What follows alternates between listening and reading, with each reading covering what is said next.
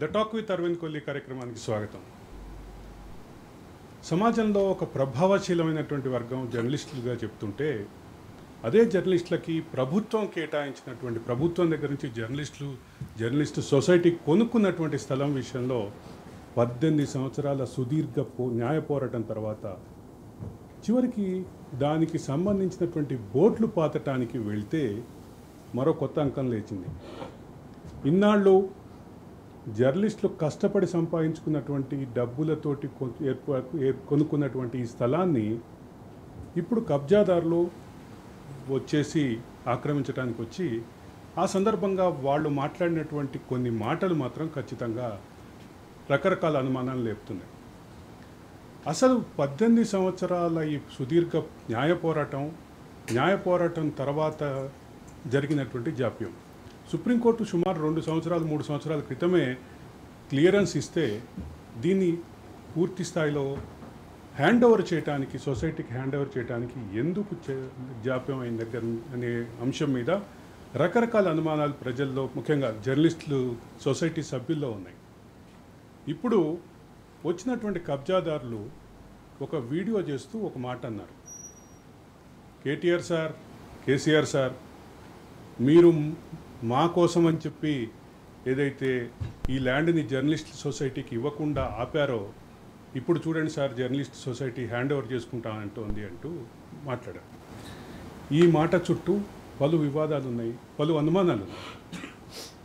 Journalist సంఘాలు, journalist society, Jawaharlal Nehru journalist housing society, ఈ సొసైటీకి 18 సంవత్సరాలు 2008లో అలాట్ చేసినటువంటి ఈ ల్యాండ్ ఇప్పటి వరకు సొసైటీ చేతిలోకి రాకపోవడానికి నిజంగా అడ్డం పడింది ఎవరు అనేటటువంటి ప్రశ్న సహజంగా వస్తుంది.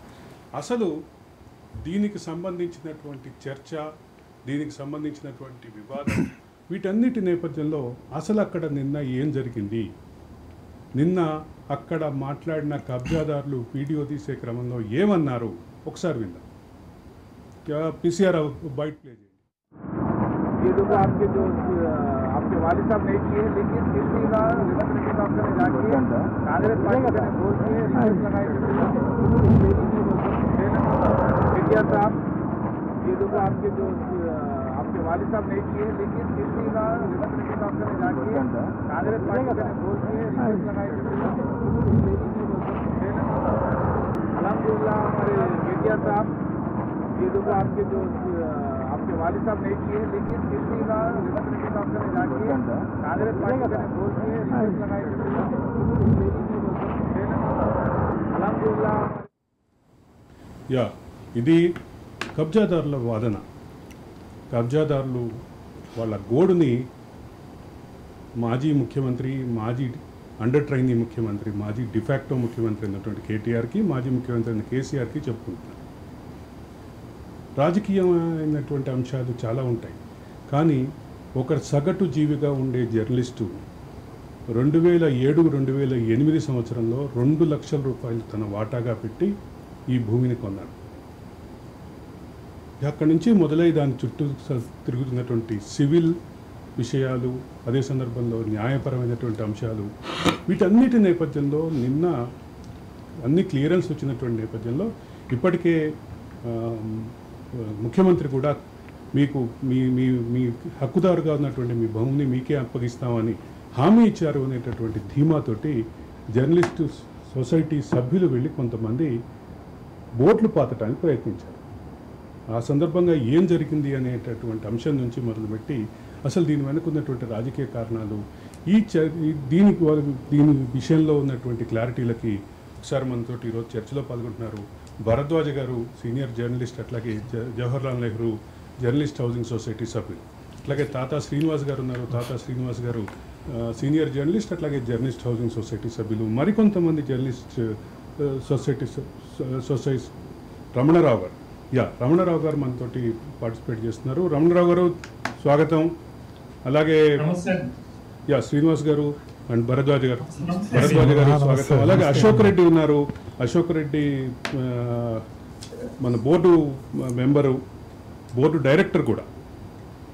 అలాగే ప్రదీప్ గారు, మారసాని విజయబాబు గారు మరి కాసేపట్లో జాయిన్ కాబోతున్నారు. ఇప్పుడు శ్రీనివాస్ గారు మీరు చెప్పాలి, దీనికి సంబంధించినటువంటి క్లారిటీ ఏంటి? రాజన్యూస్ ప్రేక్షకులందరికీ ప్రత్యేకంగా జర్నలిస్టుల తరపున మేము అభినందనలు తెలియజేస్తున్నాం.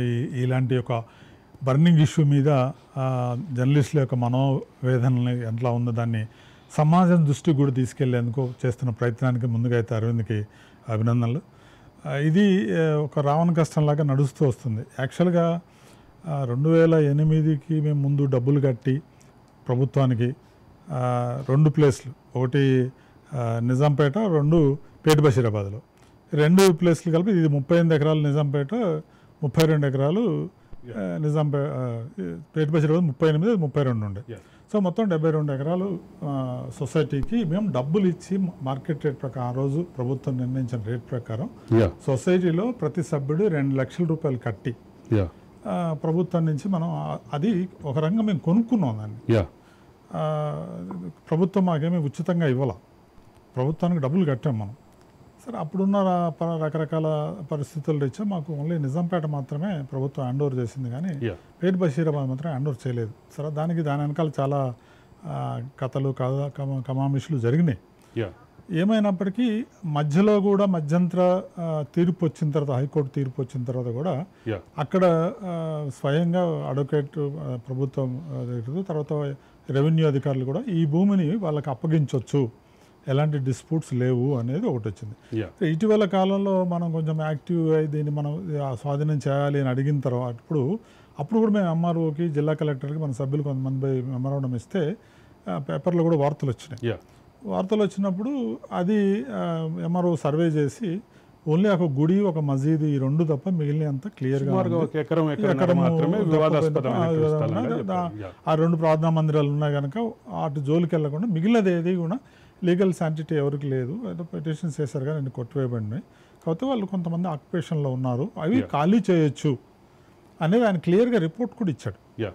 సో దాన్ని దృష్టిలో ఉంచుకొని మేము సంఘంగా రకరకాల పద్ధతుల్లో, రకరకాల విషయాల్లో అప్పుడున్న ప్రభుత్వానికి అప్పీల్ చేయడానికి, అప్పుడున్న ముఖ్యమంత్రి గారిని లేకుంటే కేటీఆర్ గారిని కలవడానికి మేము చేయని ప్రయత్నం లేదు, విశ్వ ప్రయత్నం చేసాం. అయితే అంతకుముందు అసలు దీని వెనకాల నేపథ్యం ఏంటంటే సుప్రీంకోర్టులో ఉన్నప్పుడే ఇక్కడ ఒక ఐటీ టవర్ కట్టాలనే కేటీఆర్ గారి ఆలోచన, దానికి సుప్రీంకోర్టులో కేసు ఉండగా మీరెలా మనం సుప్రీంకోర్టుకి దృష్టి తీసుకొచ్చి ఇక్కడ ఐటీ టవర్స్ అంట శంకుస్థాపన డేట్ కూడా ఇచ్చారు. సో ఇదంతా ఉందంటే సుప్రీంకోర్టు అడిగింది, అట్లా చేస్తారు మీరు కోర్టులో ఉన్నప్పుడు, వివాదం కోర్టులో ఉన్నప్పుడు మీరు ఎలా చేస్తారు అన్నప్పుడు, అప్పుడు ఏదో మాకు తెలియక చేసాము అని చెప్పి వెనక్కి తప్పుకున్నా. అంటే అక్కడే పునాది ఉంది, అక్కడే పునాది ఉంది. దీన్ని జర్నలిస్టులకి ఇవ్వడం ఎందుకు అనే ఒక పెడధోరణి, అంటే ఒక పెడ ఆలోచన, ఒక సెకండ్ థాట్ అనేది అక్కడే. శ్రీనివాస్ గారు ఒకసారి రమణరావు గారి దగ్గరికి వెళ్ళి ఆయన నుంచి మరి కొన్ని వివరాలు తీసుకున్నారు. రమణరావు గారు, వివాదం అందరికీ తెలిసిందే. అదే సందర్భంలో గత ప్రభుత్వం చేసినటువంటి ఐటీ టవర్స్ ప్రతిపాదన, ఐటీ టవర్స్ యొక్క ప్రతిపాదన సందర్భంగా చేసినటువంటి అఫిడవిట్, ఇవన్నీ తెలిసినాయి మనకన్నీ. అవునండి. దీనికి సంబంధించి మీ దగ్గర ఇంకా అడిషనల్ సమాచారం వినాలనుకుంటున్నాము రమణరావు గారు. ఇప్పుడు వాస్తవంగా ప్రభుత్వానికి చిత్తశుద్ధి ఉండి ఉంటే 2017-18 సంవత్సరంలోనే నిజాంపేట ల్యాండ్ తో పాటు పేట్ బషీరాబాద్ ల్యాండ్ కూడా జవహర్లాల్ నెహ్రూ హౌసింగ్ సొసైటీకి, జర్నలిస్ట్ హౌసింగ్ సొసైటీకి అందజేయాల్సి ఉండేది. అయితే ప్రభుత్వానికి చిత్తశుద్ధి లేదు అనేది గత 6 సంవత్సరాల్లో రుజువైంది. ఇందుకు కారణాలు ఏమిటంటే సుప్రీంకోర్టు ఇంటీరియం ఆర్డర్ ఇచ్చింది 2017లో. ఏమని ఇచ్చింది అంటే 70 ఎకరాలు జవహర్లాల్ నెహ్రూ హౌసింగ్ సొసైటీకి హ్యాండ్ ఓవర్ చేయండి అని ప్రభుత్వాన్ని ఆదేశించింది. ఆదేశించినప్పుడు ప్రభుత్వం ఏం చేసింది, నిజాంపేటలో ఉన్న ల్యాండ్ 32 ఎకరాలు హ్యాండ్ ఓవర్ చేసింది. రెవెన్యూ ఆఫీసర్స్ చెప్పి హ్యాండ్ ఓవర్ చేసింది. అయితే అప్పుడు పేట్ బషీరాబాద్ విషయంలో కొన్ని కేసులు ఉన్నాయి, లీగల్ ఇష్యూస్ ఉన్నాయి అన్న విషయం దృష్టికి వస్తే జిల్లా కలెక్టర్ గారు ఏం చేశారంటే గవర్నమెంట్ లీడర్ లెటర్ రాశారు. గవర్నమెంట్ లీడర్ రెవెన్యూకి లెటర్ రాశారు, ఈ పేట్ బషీరాబాద్ ల్యాండ్ ఇష్యూలో మీ ఒపీనియన్ చెప్పండి అని.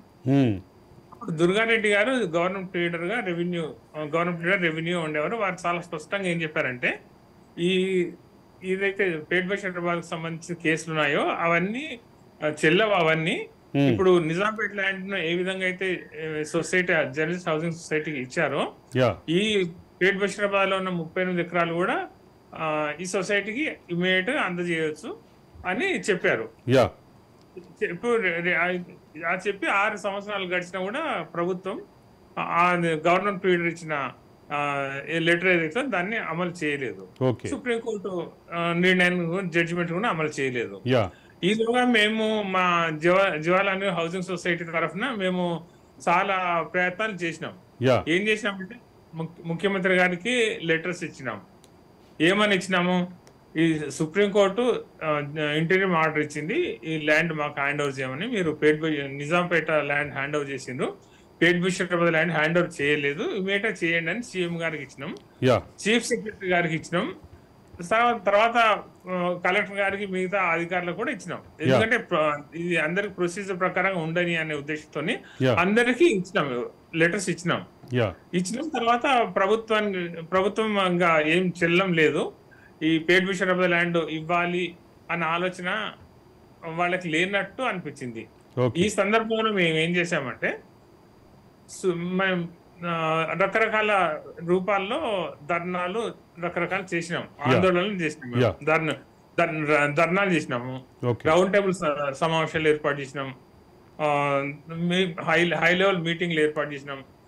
అన్ని కోణాల ద్వారా ప్రభుత్వానికి మా ఒపీనియన్ చెప్పినాం. ఈలోగా ఏమైందంటే సుప్రీంకోర్టు 2022 ఆగస్టు 25 కి జస్టిస్ రమణ గారు చీఫ్ జస్టిస్ గా ఉన్నప్పుడు తుది తీర్పు ఇచ్చారు. ఏమని ఇచ్చారు అంటే ఈ 38 ఎకరాలు ఇంకా ఇవ్వలేదు ఈ సొసైటీకి, 32 ఎకరాలు ఇచ్చారు, 38 ఎకరాలు ఇవ్వలేదు. ఈ సొసైటీ వాళ్ళు 12,33,00,000 రూపాయలు ప్రభుత్వానికి చెల్లించారు మార్కెట్ వాల్యూ ప్రకారంగా. అయితే అందుకని తర్వాత ఈ సొసైటీలో ఉన్న జర్నలిస్ట్ అంతా పేద వర్గానికి చెందిన వాళ్ళే, వీళ్ళకి వేరే ఆర్థికంగా ఎలాంటి ఆదాయం ఉండదు, కేవలం వేతనం మీదనే, కొద్ది వేతనంతోనే వీళ్ళంతా జీవిస్తున్నారు. వీళ్ళకి ఇమ్మీడియట్ గా 32 ఎకరాలు ఇచ్చారు కనుక 38 ఎకరాలు కూడా ఇవ్వాలి అని సుప్రీంకోర్టు ఆర్డర్ లో చాలా కేటగారికల్ గా ఉన్న అంశం నేను ఖచ్చితంగా ప్రస్తావించాలి. ఈ భూమిని ప్రభుత్వం జర్నలిస్ట్ సొసైటీకి ఇవ్వటంలో ఎటువంటి న్యాయపరమైన చిక్కులు ఇబ్బందులు లేవు అంటూ ఆ ఆర్డర్ లో క్లియర్ గా మెన్షన్ చేయబడింది. అవునండి, అవును. థర్డ్ పార్టీ ప్రమేయం ఉండకూడదని కూడా చాలా స్పష్టంగా చెప్పారు. ఒక్క నిమిషం రమణరావు గారు, I will come back to Ashok Reddy. Sir నమస్తే. నమస్తే అశోక్ రెడ్డి. ఏంటి సడన్ గా నిన్న ఏం జరిగింది? నిన్న జరిగినటువంటి ఘటనకి మీరు ప్రత్యక్ష సాక్షి కాబట్టి ఏం జరిగింది నిన్న? దీనికి మన సొసైటీకి సంబంధించిన ల్యాండ్ కేటాయింపుల విషయమై గత ప్రభుత్వము చాలా నిర్లక్ష్యంగా నిర్లిప్తత వ్యవహరించడం వల్ల ఒక 10 సంవత్సరాలు మనం వెనక్కిపోయాము. జర్నలిస్టులకు కళ నెరవేరుతుందా లేదా అనే ఒక ఉత్కంఠత, ఒక ఉద్విగ్న వాతావరణం, ఇంకా అనే ఒక మనోవేదనకు గురైన పరిస్థితులలో అప్పుడు మేము ఒక టీం జేఎన్జేగా ఏర్పడి సొసైటీ సభ్యులము ఒక జట్టుగా ఏర్పడి ఈ గవర్నమెంట్ లో మనకు రాదు అని ఒక డిసైడ్మెంట్ అయితే జరిగింది. అండర్స్టాండింగ్ ఎలా ఉందో ఏమో తెలియదు, భూ కబ్జాదారులకు అప్పుడున్న గవర్నమెంట్ కి ఏ విధంగా జరిగిందో తెలియదు, కానీ అప్పుడు మాత్రం పరిస్థితి లేదని చెప్పేసి మేము దీన్ని ఎట్లనే చేసి బయటి ప్రపంచానికి తెలియాలి, రాజకీయ పరంగా తెలియాలి, మనకు మనమే కొట్లాడుకుంటే ఎవరికి తెలియదు, అసలు జర్నలిస్టులే ప్రజా సమస్యలను వెలికి తీస్తారు, అసలు జర్నలిస్టులు భూ కబ్జాల విషయంలో పెద్ద పెద్ద వార్తలు రాస్తారు, వాళ్ళ కేటాయించిన భూములనే వేరే వాళ్ళు కబ్జా చేయడానికి ప్రయత్నం చేస్తారు. అశోక్ రెడ్డి నేను నా ఇంట్రోలో చాలా క్లియర్ గా చెప్పాను, సమాజంలో ఒక ప్రభావశీలమైన వర్గంగా ఉన్నటువంటి జర్నలిస్టులు తమ భూమినే కాపాడుకోలేని పరిస్థితి, తమకు న్యాయపరంగా క్లియరెన్స్ వచ్చిన భూమినే, హక్కుగా ఉన్నటువంటి భూమినే కాపాడుకోలేనటువంటి పరిస్థితి అయితే ఖచ్చితంగా అది గర్హనీయమే. అయితే దీనికి సంబంధించి నిన్న మాట్లాడినటువంటి మాటల్లో ఇందాక మనం చూసాం కేసీఆర్ని కేటీఆర్ని ఉద్దేశించి వాళ్ళు చేసినటువంటి వ్యాఖ్యలు. ఈ భూ కబ్జాదారుల వెనక వాళ్ళు ఉన్నారని మీరు భావిస్తున్నారా? ఖచ్చితంగా అండి, ఎందుకంటే ఈ ఆడియో మనకి ఒక ఎవిడెన్స్, గట్టి ఎవిడెన్స్. దీన్ని ఎవరు కూడా కాదనలేని ఎవిడెన్స్. అలాంటప్పుడు అంటే మనం గతంలో ఏదైతే అనుమానించినామో, ఏదైతే భయపడ్డామో అదే జరిగిందని చెప్పేసి ఈ ఆడియో నిరూపించింది ఈ రోజు మనకి. ఎందుకంటే మనము ఆ కబ్జాకోరు ఎవరైతే ఉన్నారో మన సొసైటీకి సంబంధించిన స్థలాలకు మనము ఆ బోర్డ్స్ పెట్టేటప్పుడు ఎవరైతే అడ్డుకున్నారో ఆ కబ్జాకోరు అతనే డైరెక్ట్గా వేరే ఒకరితో మాట్లాడుతూ ఆ ఆడియో రిలీజ్ కావడం వల్ల మనము గత ప్రభుత్వంలో ఉన్న మాజీ మంత్రి కేటీఆర్, అప్పుడున్న సీఎం కూడా నేరుగా దీనిలో ఇన్వాల్వ్ అయినట్లుగా మనకు ఆడియో బట్టి మనకు అర్థమవుతా ఉంది. మేము కూడా ఆ గవర్నమెంట్ ఉన్నప్పుడు ఖచ్చితంగా ఈయననే అడ్డుకుంటున్నారని చెప్పేసి మేము ప్రతి ఒక్కరు చెప్పినాము. ఎంత ప్రయత్నం చేసినా కనీసం కలిసే పరిస్థితి ఆ రోజు లేదు. అప్పుడున్న కమిటీ కూడా వాళ్ళకు అనుకూలంగా ఉన్న వాళ్ళే ఉన్నారు, కానీ వాళ్ళను మేము సభ్యులుగా ఎప్పుడు కూడా వాళ్ళను ఒక ప్రజాస్వామ్య పద్ధతిలో ఎన్నికల తరహాలో వాళ్ళను ఎన్నుకోలేదు. వాళ్ళు ఫోర్స్గా వచ్చేసి ఈ సొసైటీలో చేరారు. ఈ సొసైటీకి ఒక పాములుగా తయారై సభ్యులను ఎప్పటికప్పుడు కాటేస్తూ దాదాపు ఒక 72 మంది చావుకు కారకులయ్యారు. అసలు వాళ్ళ అరణ్య రోజున ఆ కుటుంబాలు పడుతున్న ఇబ్బందులు చూస్తూ ఉంటే కంటతడి పెట్టే పరిస్థితి. మొన్నటికి మొన్న ఆంధ్రజ్యోతికి సంబంధించిన బాలాజీ అనే వ్యక్తి చనిపోయాడు. దానికి సంబంధించి రమణారావు గారు కూడా వాళ్ళ ఫ్యామిలీని కలిసి వాళ్ళ ఆర్థిక పరిస్థితులను తెలుసుకొని కంటతడి పెట్టిన పరిస్థితి. Ashok Reddy I will come back. Bharadwaj గారు, నాకు బాగా గుర్తు 2014లో సీఎం అయిన కొత్తలో అప్పటి నుంచి 2023 ఆఖరి సీఎంగా ఆయన ఆఖరి ప్రెస్ మీట్ వరకు ప్రతి సందర్భంలో కూడా ఎవరో ఒకళ్ళు జర్నలిస్టుల నుంచి ప్రశ్నలు అడగటం, నేను మీ కోసం అట్లా చేస్తా ఇట్లా చేస్తా, మీ స్థలాలు మీకు ఇచ్చేస్తాం, అక్కడ అంటే ఆయన ఒక భూతల స్వర్గం కడతామని కూడా చూపించారు. మీకు బాగా గుర్తుండి ఉంటుంది. అంటే ఒక 5-6 వీడియోలు అయితే సోషల్ మీడియాలో బాగా వైరల్ అయినాయండి. దాంట్లో పర్టికులర్గా ఒక వీడియోలో అయితే జర్నలిస్ట్ కాలనీ ఎలా ఉండాలో ఆయన మాటల్లో దృశ్యీకరించి చెప్పేశారు. ఒక పెద్ద ఐమాక్స్ థియేటర్, ఒక పెద్ద sports complex, convention centre, duplex హౌసులు, ఒక మోడరన్ ఒక రియల్టర్ కట్టేటువంటి హై-ఫై కాలనీగా తీర్చిదిద్దుతామని చెప్పి హామీ ఇచ్చారు. ఎందుకు? ఉగాది కొబ్బరికాయ కొడదాం, మా దసరాకి గుమ్మడికాయ కొడదాం, మీరు గృహప్రవేశం చేయటమే అని చెప్పి గౌరవనీయ మాజీ ముఖ్యమంత్రి గారు చాలాసార్లు వీడియోలు సాక్ష్యాలుగా ఉన్నాయి. తర్వాత సాక్షాత్తు కేటీఆర్ గారు అసెంబ్లీ సాక్షిగా కూడా ఆయన చెప్పారు. అసెంబ్లీ సాక్షిగా బట్టి విక్రమార్క గారు ఈ సొసైటీ సమస్య మీద ప్రశ్నిస్తే కేటీఆర్ గారు కూడా అసెంబ్లీ సాక్షిగా ఆయన మేము జర్నలిస్టులకు అన్యాయం చేయము, జర్నలిస్టులందరికీ ఇళ్ల స్థలాలు ఇస్తాము, దానికి కట్టుబడి ఉన్నాము అని చెప్పారు. అట్లా చెప్తూ టైం పాస్ చేసి ఎన్నికల వరకు తీసుకొచ్చారు. దీంట్లో దాదాపు మన అశోక్ రెడ్డి గారు చెప్పినట్టు 72 మంది జర్నలిస్టులు చనిపోగా ఇప్పుడున్నటువంటి జర్నలిస్టులలో చాలామంది సొసైటీలో ఉన్నటువంటి సభ్యులు అనారోగ్య సమస్యలతో బాధపడుతున్నారు. రిటైర్ అయిన పీపుల్ ఉన్నారు. వాళ్ళు రోజు గడవటం కూడా కష్టమైనటువంటి జర్నలిస్టులు దీంట్లో సభ్యులుగా ఉన్నారు సార్. ఆ రోజు మెంబర్షిప్ కట్టడానికి కూడా పెళ్ళం మెళ్ళో పుస్తెలతాళ్ళు అమ్మి పుస్తెలతాళ్ళు తాకట్టు పెట్టి కట్టినటువంటి సందర్భాలు ఉన్నాయి. ఇంకొక విచిత్రమైన విషయం చెప్తాను సార్.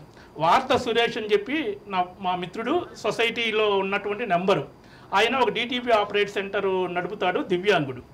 ఆయన ఆఫీస్లో కూర్చుంటే ఆయన ఫ్రెండ్ ఒకసారి వచ్చి ఒరే పేట్ బషీర్బాగ్లో స్థలాలు ఉన్నాయట్రా, 100 గజాలు 150 గజాలు అమ్ముతున్నారట్రా, మీకు అక్కడ మెంబర్షిప్ ఉంది కదా, మీకు కూడా హౌసింగ్ సొసైటీ ఉందా, ఒకసారి మాట్లాడరా ఎక్కడో ఏంటో అని చెప్పి వాళ్ళ మిత్రుడికి ఫోన్ చేశాడు. ఫోన్ చేస్తే ఈయన మాట్లాడాడు సురేష్, ఎక్కడైనా స్థలం అంటే మీకు పేట్ బషీర్బాగ్ పోలీస్ స్టేషన్ తెలుసా సార్ అన్నాడు. తెలుసు అన్నాడు. ఆ పక్కనే పెద్ద కార్పొరేట్ స్కూల్ వచ్చింది సెయింట్ యాన్స్ అని మీకు తెలుసా అన్నాడు. తెలుసు అన్నాడు. ఆ పక్కనే పెద్ద స్థలం ఉంది సార్, అక్కడ మీకు చాలా చీఫ్ రేటుకి 100 గజాలు 150 గజాలు అమ్ముతున్నాం సార్ అని చెప్పి. అంటే ఎక్కడ పేట్ బషీర్బాగు, ఎక్కడ కృష్ణానగర్, ఇతని ఆఫీస్ కృష్ణానగర్లో. అంటే ఆ రియల్ ఎస్టేట్ దందా ఎంతగా విస్తరించిందో ఈ ఒక్క సంఘటన బట్టి తెలుస్తుంది. అంటే ఇక్కడ నాకు ఒక విషయం అర్థం కాలేదు. ఎప్పుడు ప్రెస్ మీట్ జరిగినా సీఎం ప్రెస్ మీట్ అంటూ జరిగితే సీఎం చాలా అరుదుగా ప్రెస్తో మాట్లాడేవారు. అంత అరుదుగా ప్రెస్తో మాట్లాడిన సీఎం నేనైతే చూడలేదు. సీనన్న కూడా బహుశా మేమిద్దరం ఈ 30-35 ఏళ్లలో ఎప్పుడూ చూడలా. అయితే ఆ సీఎం ప్రెస్ మీట్ రోజు ఖచ్చితంగా ఎవరో ఒకళ్ళు ఈ ప్రశ్నని ఎత్తేవాళ్ళు, ఆయన దానికి సమాధానం. నేనేంటి దీని వెనక ఏంటి కారణం? నేను పార్టిసిపేట్ చేసినప్పుడు కేసీఆర్ గారు పిలిస్తే ఆగినప్పుడు అడిగితే ఆయన ఎట్లా అంటే ఇంకా మన నోట్లో పంచదార స్వీట్ పెట్టినట్టుగా మాట్లాడాడు. మీకెందుకు, నేను అది చాలా క్లోజ్గా మానిటరింగ్ చేస్తున్నాము, అది సమస్య ఒకసారి క్లోజ్ అయిపోగానే మీకు సంతోషంగా మీకు ప్లేస్లు అప్పగిస్తాను, సరిపోకుండా ఇంకో 10 ఎకరాలు తీసుకుందాం, ఎక్కడ తగ్గేదే లేదన్నట్టుగా మాట్లాడాడు. కానీ విషయం చివరికి వచ్చేసరికి ఏమైందంటే సుప్రీంకోర్టు తీర్పు వచ్చి అయ్యా బాబు తీర్పు వచ్చినాక వస్తా అన్నారు కదా. ఒక్క నిమిషం సీనన్న, మనతోటి మాట్లాడటానికి చావా మహేష్ లైన్లో ఉన్నారు. మహేష్ కూడా జేఎన్జే సొసైటీ సభ్యుడు. మహేష్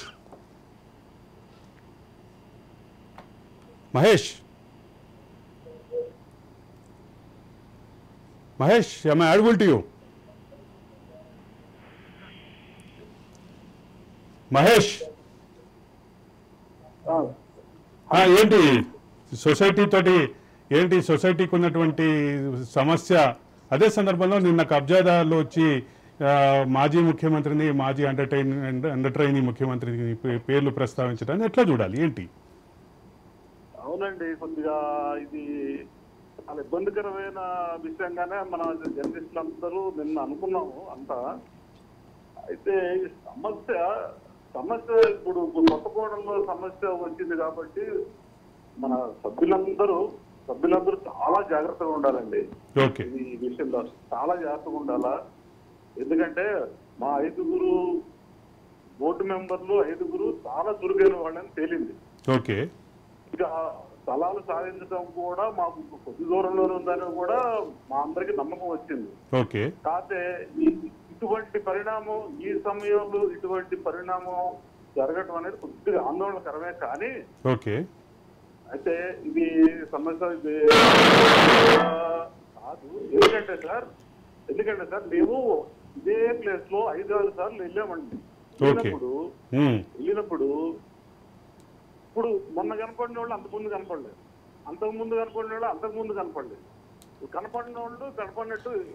అంటే మహేష్, ఇక్కడ ప్రధానమైన అంశం ఏంటంటే జర్నలిస్టులుగా వృత్తిగా పరమైనటువంటి బాధ్యతల్లో ఉండటం ఒక ప్రధాన కారణం అయితే, అదే సందర్భంలో అది వాళ్ళు ఉండే ప్రాంతానికి దూరంగా ఉండటం, ఇట్లా రకరకాల కారణాలు ఉంటాయి. అంటే ఆ విషయాల్లో పక్కన పెట్టి గత ప్రభుత్వం హామీ ఇచ్చింది, అమలుకి సంబంధించినటువంటి ఆచరణ జరగలేదు. సుప్రీంకోర్టు 2022 ఆగస్టులో క్లియరెన్స్ ఇస్తే ఆ తర్వాత సుమారుగా 1.5 year అధికారంలో ఉన్నటువంటి కేసీఆర్ ప్రభుత్వం ఎక్కడ దానికి ఇనిషియేషన్ చూపలేదు. అవునండి 100%. మేము ఎలక్షన్ ముందు కూడా సంవత్సరం పాటు మా సభ్యులందరూ ఎన్నో పోరాటాలు చేశాం సార్. అస్సలు స్పందన లేదు కదా. అసలు మేము దగ్గరికి వెళ్ళి మా పెద్దలందరూ దగ్గరికి వెళ్ళి వాళ్ళని కలుద్దామంటే కూడా అసలు దగ్గరికి కూడా వెళ్ళే పరిస్థితి లేదు.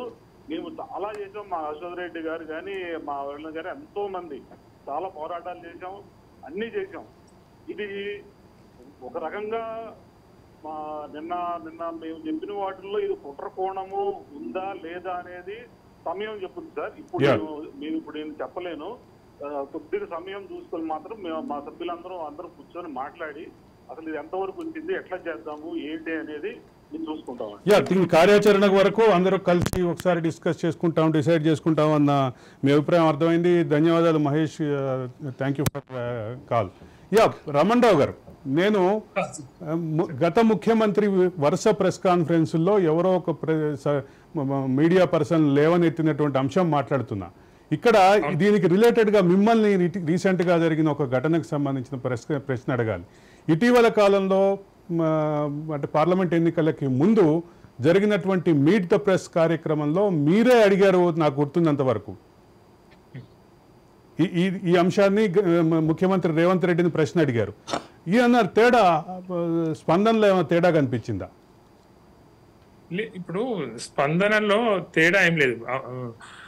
ప్రస్తుత ముఖ్యమంత్రి రేవంత్ రెడ్డి గారికి మన సొసైటీకి సంబంధించిన అన్ని విషయాలు వారికి పూర్తిగా తెలుసు. ఎందుకు తెలుసు అంటే 1 year నుంచి వారితో మేము కాంటాక్ట్ లో ఉన్నాం. ఎప్పుడైతే మాకు బీఆర్ఎస్ గవర్నమెంట్ ల్యాండ్ ఇవ్వట్లేదు అని రూఢి అయిందో అప్పుడు మేము వివిధ రాజకీయ పార్టీలతో మేము కాంటాక్ట్ లో ఉన్నాం. అప్పట్లో పిసిసి ప్రెసిడెంట్ గా రేవంత్ రెడ్డి గారు ఉన్నప్పుడు వారితో మాట్లాడి అన్ని విషయాలు వాళ్ళకి మేము నివేదించినాం. ఆయన ఏం చెప్పారంటే మీకు పూర్తిగా మేము అండగా ఉంటాం, మా ప్రభుత్వం తప్పనిసరిగా వస్తుంది, మీకు ల్యాండ్ తప్పనిసరిగా ఇస్తామని చాలా స్పష్టమైన హామీ ఇచ్చారు ఆయన. ఆ హామీ ఆయన ఇప్పుడు నిలబెట్టుకుంటారని మేము పూర్తిగా విశ్వసిస్తున్నాము. దానికి అనుగుణంగా కార్యక్రమాలు జరుగుతున్నాయి. ఎందుకంటే ఈ విషయంలో మేము రెవెన్యూ మంత్రి పొంగులేటి శ్రీనివాస్ రెడ్డి గారిని కలిసినప్పుడు ఆయనకు మెమోరాండం ఇస్తే ఆయన సంబంధ అధికారులకు చెప్పారు, మొత్తం డీటెయిల్స్ అన్ని మీరు రిపోర్ట్ తీసుకొని రండి అని చెప్పారు. ఆ రిపోర్ట్ కూడా రెడీ ఉంది. ఆ రిపోర్ట్ రాగానే రెవెన్యూ మినిస్టర్ సంతకాలు చేసి అది సీఎంకి వెళ్తుంది, ఆయన సంతకం కూడా అయిపోతుంది. ఇది జరుగుతుంది. మా వంతు ప్రయత్నంగా మేము చేస్తాము. అయితే ఇంకొక వైపు ఏంటంటే ఇప్పుడు నిన్న పేట్ బషీరాబాద్ లో జరిగిన సంఘటన మీకు అన్ని తెలుసు మీకు. అయితే దీని వెనకాల చాలా పెద్ద కుట్ర ఉందనేది నిన్న చాలా స్పష్టంగా వెల్లడైంది. అయితే ఆ కుట్రను మేము భగ్నం చేసేందుకు మా వంతు మేము ప్రయత్నం చేస్తున్నాం. మా హక్కు ఏదైతే ఉందో 38 ఎకరాలు సాధించుకోవాల్సిన మా హక్కు ఏదైతే దాన్ని తప్పనిసరిగా సాధించుకుంటాము. ప్రభుత్వం కూడా మాకు అండగా ఉంటుంది, మాకు చేదోడుగా ఉంటుంది, మాకు 38 ఎకరాలు తప్పనిసరిగా ఇస్తుందనే విశ్వసిస్తున్నాం. అశోక్ రెడ్డి గారు, ఇప్పుడు గత ప్రభుత్వం అనేక సందర్భాల్లో నేను ఇందాక చెప్పినట్లుగా ప్రతి మీడియా కాన్ఫరెన్స్లోనూ ఎవరో ఒకరికి ప్రశ్న అడగటం, ఆ ప్రశ్నకి ముఖ్యమంత్రి చాలా భారీగా హామీలతోటి కూడినటువంటి వర్షం కురిపించడం చూసాం. కానీ అది ఆచరణ రూపం ఎందుకు దాల్చలేదు అని మీరు భావిస్తున్నారు? ఇక్కడ ప్రధానంగా ఈరోజు దొరికిన వీడియో ఏదైతే ఆడియో ఏదైతే ఉన్నదో అది 100% కరెక్ట్ అనేది ఇప్పుడు మనము నమ్మాల్సిన పరిస్థితి ఏర్పడింది. అప్పుడు మేము నమ్మాము, కానీ ఎక్కువ మంది సభ్యులు నమ్మకపోవచ్చు, నమ్మలేకపోవచ్చు. కానీ మేము టీం జేఎన్జే తరఫున ఖచ్చితంగా నమ్మాము. ఇది ప్రభుత్వం కావాలనే ఇవ్వట్లేదని అప్పుడు మేము పక్కా బహిరంగంగా మేము చెప్పాము. ఆ టైంలో అసెంబ్లీ ఎలక్షన్ టైంలో. కానీ నాకు గుర్తున్నంత వరకు ఈ సొసైటీలో సభ్యులుగా ఉన్న వాళ్ళు గత ప్రభుత్వంతో చాలా సన్నిహితంగా ఉన్నవాళ్ళు, ఒక ఎమ్మెల్యే ఉన్నారు, కొంతమంది కార్పొరేషన్ చైర్మన్లు ఉన్నారు.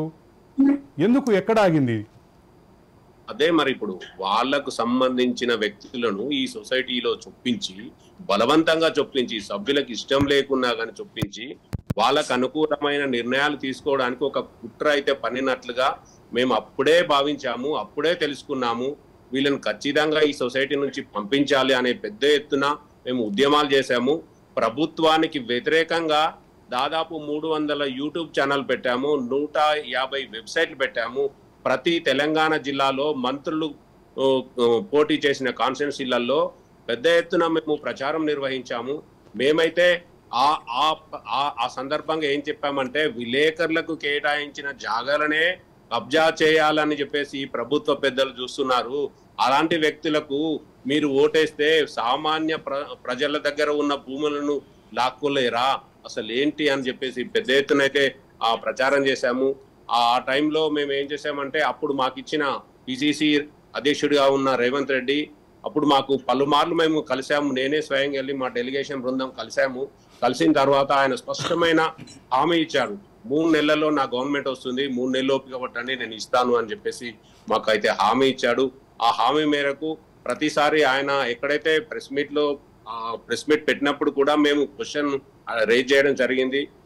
ఫస్ట్ మీ సొసైటీలో ఉన్న ఆ కమిటీని సభ్యులను పక్కన తొలగించుకొని రండి, వాళ్ళని తొలగించుకొని రండి, నేను ఖచ్చితంగా ఇస్తానని చెప్పి పదే చెప్పాడు. పరిస్థితులలో ఈ రోజు ఎవరైతే ఇస్తానని మాకు హామీ ఇచ్చారో ఆయనే ఈ రోజు తెలంగాణ రాష్ట్రానికి పాలకుడుగా రావడం వల్ల మా సమస్య అంటే జవహర్లాల్ నెహ్రూ జర్నలిస్ట్ హౌసింగ్ సొసైటీకి సభ్యులు ఎదుర్కొంటున్న సమస్యలు మొత్తము ఆయనకు అవగతంగా ఉన్నాయి. ఆయన పూర్తిగా అధ్యయనం చేశారు. అందుకే ఖచ్చితంగా నేను ఫస్ట్ మీకు క్లియర్ చేస్తానని ఆయన మాకు హామీ ఇవ్వడం జరిగింది. ఆ మేరకే ఇప్పుడు ఈ ఎలక్షన్ కోడ్ అవుతుంది. ఈ ఎలక్షన్ కోడ్ పూర్తి కాగానే ఈ కార్యాచరణ అనేది స్టార్ట్ అవుతుంది. త్వరలోనే మాకు సీఎం రేవంత్ రెడ్డి గారు మాకు ఈ స్థలాలు ఇస్తారనే పూర్తి నమ్మకం, విశ్వాసం మాత్రం ఉన్నది. అయితే మేము ఈ పేట్ బషీరాబాద్ లో నిన్న ఎందుకు మా బోర్డులు పెట్టాల్సి వచ్చింది అంటే, ఏ విధమైన రైట్ లేని వాళ్ళు, భూ కబ్జాదారులు, వాళ్ళు ఒక బలవంతంగా, ఒక దుర్మార్గంగా వాళ్ళు పైకి వచ్చి వాళ్ళు మా మీదకి వచ్చి దాడి చేసే పరిస్థితికి వచ్చింది. అంటే మా బోర్డులు, మాకు ఇంత సుప్రీంకోర్టు తీర్పు ఉన్నప్పటికీ మా బోర్డులు పెట్టుకునే పరిస్థితి అక్కడ లేకపోయింది. అయితే వాళ్ళు ఇల్లీగల్గా మాత్రం పెద్ద ఎత్తున అంటే మా బౌండరీ చుట్టూ బోర్డులు పెట్టుకున్నారు. వాళ్ళు ఎలా పెట్టుకుంటారు? ఒక రిట్ పిటిషన్ వేస్తే బోర్డు పెట్టుకుంటారా? ఎక్కడైనా ఉంటుంది ఆ రిట్ పిటిషన్ అనేది? ఎవరైనా వేస్తారు. కోర్టు ఆర్డర్ ఉన్నప్పుడు, కోర్టు తీర్పు ఉన్నప్పుడు మాత్రమే బోర్డులు పెట్టాల్సిన అవసరం ఉన్నది. కానీ ఇల్లీగల్గా వాళ్ళు పెట్టుకొని వాళ్ళు డామినేషన్ చేస్తూ ఓల్డ్ సిటీ నుంచి పెద్ద ఎత్తున జనాలను దింపుతూ భూ కబ్జాదారులు ఈ విధంగా అన్యాయానికి, దౌర్జన్యానికి పాల్పడుతున్న పరిస్థితి. ఈ విషయాలన్నింటినీ రెవెన్యూ అధికారులకు, పోలీస్ డిపార్ట్మెంట్కి, హెచ్ఎండిఏ అధికారులకి మేము వాళ్ళందరికీ పిలిచి స్వయంగా వాళ్ళకే అంటే వాళ్ళ కళ్ళ కట్టినట్లుగా మనము చూపించడం జరిగింది. అయితే దుర్మార్గంగా మనం మేము పెట్టుకున్న ఈ బోర్డులను కూడా అర్ధరాత్రి పూట చించేసిన పరిస్థితి. ఎంత దౌర్జన్యం, ఎంత దుర్మార్గం! అసలేంటి ఈ ప్రజాస్వామ్య వ్యవస్థలో ఈ విధంగా? దీనికి అంతటికి గత ప్రభుత్వంలో కీలకంగా ఉన్న వాళ్ళే కారణం అనే కంక్లూజన్ ఉన్నట్టుంది మీ మాటల్లో. అంతే కదండి. ఎందుకంటే ఆడియో అనేది మనకు ఎవిడెన్స్ గా ఉంది, పక్కా ఎవిడెన్స్. అదేంటంటే మనం సృష్టించింది కాదు, ఎవరు సృష్టించింది కాదు. అంటే ఆ ఆడియో రావటం వల్ల మనము బలంగా ఇంకా 100% అది కరెక్ట్ అనేది నమ్మాల్సిన పరిస్థితి ఏర్పడింది. ఎందుకంటే వాళ్ళని పిలిచినప్పుడు, వాళ్ళు మాట్లాడినప్పుడు కూడా ఏమంటారు? స్థానిక ఎమ్మెల్యే దగ్గరికి వెళ్ళాను, నేను మాజీ మంత్రి మల్లారెడ్డి దగ్గరకు ఉన్న వాళ్ళు మాకు చాలా దగ్గర అని వాళ్ళు పదే పదే చెప్పడం కూడా దీనికి బలం చేకూరే అంశం అండి. ఎందుకంటే భూ కబ్జాదారులు ఎక్కడో ఉండి వాళ్ళకు సంబంధించిన ల్యాండ్ కాదు, వాళ్ళకు సంబంధించిన ఏ విధమైన ఆర్డర్ లేదు, అయినా కూడా వాళ్ళు సీసీ కెమెరాలు పెట్టుకొని ఆ సీసీ కెమెరాల ఆపరేషన్ అంతా వాళ్ళ మొబైల్లోకి పెట్టుకుంటారు. ఇప్పుడు మనం ఒక 10 మంది అక్కడికి వెళ్తే వాళ్ళ మొబైల్లో కనిపిస్తుంది ఎవరెవరు పోయారు ఏంటి అనేది దృశ్యం వాళ్ళకి కనిపిస్తూ ఉంటుంది. అలాంటి పరిస్థితి వాళ్ళు ఎలా పెట్టుకున్నారు? మరి మాకెందుకు ఈ రకమైన పరిస్థితి వచ్చింది అంటే, గత గవర్నమెంట్ వాళ్ళకి పూర్తి స్థాయిలో అనుకూలంగా ఉండడం వల్ల ఆ సీసీ కెమెరాలు వెలిసాయి, అక్కడున్న హట్స్ వెలిసాయి. ఇంకోటి విచిత్రం ఏంటంటే, అక్కడ ఒక దర్గా ఏర్పాటు చేసుకొని 1 ఎకరం ఆక్యుపై చేశారు. ఆ దర్గా ఏర్పాటు చేసుకున్న అధినేత ఎవరైతే ఉంటారో ఆ వ్యక్తి పక్కనే ఉన్న 2.5 ఎకరాలు వేరే వాళ్ళకి అమ్మేశాడు. దాంట్లో ఏమున్నది? ఇప్పుడు నర్సరీ ఉన్నది. ఆ నర్సరీని అమ్మేశాడంట. నర్సరీని ఈయనకే టైటిల్ డీడ్ లేదు, ఆయనకి ఎలా అమ్మారో, మరి ఆయన ఎలా కొన్నారో, ఇది ఏ విధంగా జరుగుతుందో అర్థం కాని పరిస్థితి. అంటే ఇంకో అతను, ఒక మాజీ నక్సలైట్ అని ఇంకో అతను ఉన్నాడు. ఆయన ఒక ఎస్టేట్ ను నిర్మించుకున్నాడు. 3.5 ఎకరాలు కబ్జా చేసి అక్కడ పెద్ద పెద్ద చెట్లు పెట్టుకున్నాడు. ఒక ఫామ్ హౌస్ లాగా క్రియేట్ చేసి పెద్ద పెద్ద కార్లు అక్కడ ఉంటాయి. ఆయన ఒక మార్కెట్. ఆయన ఏం చేస్తున్నాడు? ఇదంతా ల్యాండ్ నాదే అని చెప్పేసి 100 గజాలు, 200 గజాలు, 300 గజాలు అమ్మేస్తా ఉన్నాడు. 10 లక్షలకు, 5 లక్షలు, ఎంత గిట్టుబాటు అయితే అంత. కానీ అమ్మేస్తా ఉన్నాడు. బౌండరీ మాత్రం ఇది పలానా బౌండరీ, ఈ 100 గజాలు నీది అని మాత్రం బౌండరీ చూపించట్లేదు. 12,33,00,000 ఖర్చు పెట్టి ప్రభుత్వానికి కట్టి, రాష్ట్ర ప్రభుత్వానికి కట్టి, జర్నలిస్ట్ సొసైటీగా ఏర్పడి స్థలాన్ని కొంటే, ఆ స్థలం ఈరోజు ఆ స్థలం విషయంలో 18 సంవత్సరాల సుప్రీంకోర్టు వరకు వెళ్ళి న్యాయ పోరాటం చేసి ఆ స్థలం మీద హక్కులు తెచ్చుకుంటే 2022లో హక్కులు వస్తే ఇప్పటివరకు ఆచరణలోకి రాని పరిస్థితి ఉంది. స్థలాన్ని ప్రభుత్వం ఇంకా హ్యాండ్ ఓవర్ చేయని పరిస్థితి ఉంది. ఆంధ్రప్రదేశ్ ఉమ్మడి రాష్ట్రంగా ఉన్నప్పుడు 2007లో ఒక సొసైటీ ఏర్పాటు చేసి ఆ సొసైటీ నుంచి సభ్యులందరూ 12,33,00,000 కూడబెట్టుకుని వాటితోటి రాష్ట్ర ప్రభుత్వం దగ్గర కొంత భూమిని కొన్నారు. దానికి సంబంధించినటువంటి సివిల్ అదే సందర్భంలో కోర్టు లావాదేవీలు అన్నీ పూర్తి చేసుకొని 2022 ఆగస్టులో దానికి సంబంధించినటువంటి క్లియరెన్స్లన్నీ సుప్రీంకోర్టు ఇస్తే సుప్రీంకోర్టు వరకు న్యాయ పోరాటం చేస్తే రాష్ట్ర ప్రభుత్వం సహకరించక సుమారు సంవత్సరంన్నర పాటు ఆగిపోయింది. ఆగిపోయినటువంటి ఈ ప్రక్రియ ల్యాండ్ని సొసైటీకి హ్యాండ్ ఓవర్ చేసే ప్రక్రియ నిన్న ల్యాండ్ దగ్గరికి కొంతమంది సొసైటీ సభ్యులు వెళ్ళి దాన్ని అక్కడ ఉన్నటువంటి బోర్డులు పాతడానికి ప్రయత్నిస్తే ఒక పెద్ద విషయం బయటపడింది. అక్కడ వచ్చినటువంటి కొంతమంది కబ్జాదారులు ఒక వీడియో చేస్తూ దాంట్లో కేసీఆర్ని కేటీఆర్ని అడ్రస్ చేస్తూ ఈ స్థలాన్ని మీరు ఇంతకాలం మా కోసం కాపాడారు, ఇప్పుడు జర్నలిస్టులు మా ప్రభుత్వం మారగానే వచ్చి సొసైటీ సభ్యులు సొసైటీ హ్యాండ్ ఓవర్ చేసుకోవాలని చూస్తున్నారు, ఏం చేద్దాం సార్ అన్నట్టుగా ఉద్దేశంతో ఒక వీడియో రిలీజ్ అయింది. సరే, ఈ అంశాన్ని కాసేపు పక్కన పెడితే సొసైటీ కార్యదర్శి వంశీ శ్రీనివాస్ ఉన్నారు. వంశీ శ్రీనివాస్ ఈ సొసైటీ ప్రారంభం నుంచి కూడా యాక్టివ్గా ఉన్నారు, సీనియర్ జర్నలిస్టు. వంశీ గారు.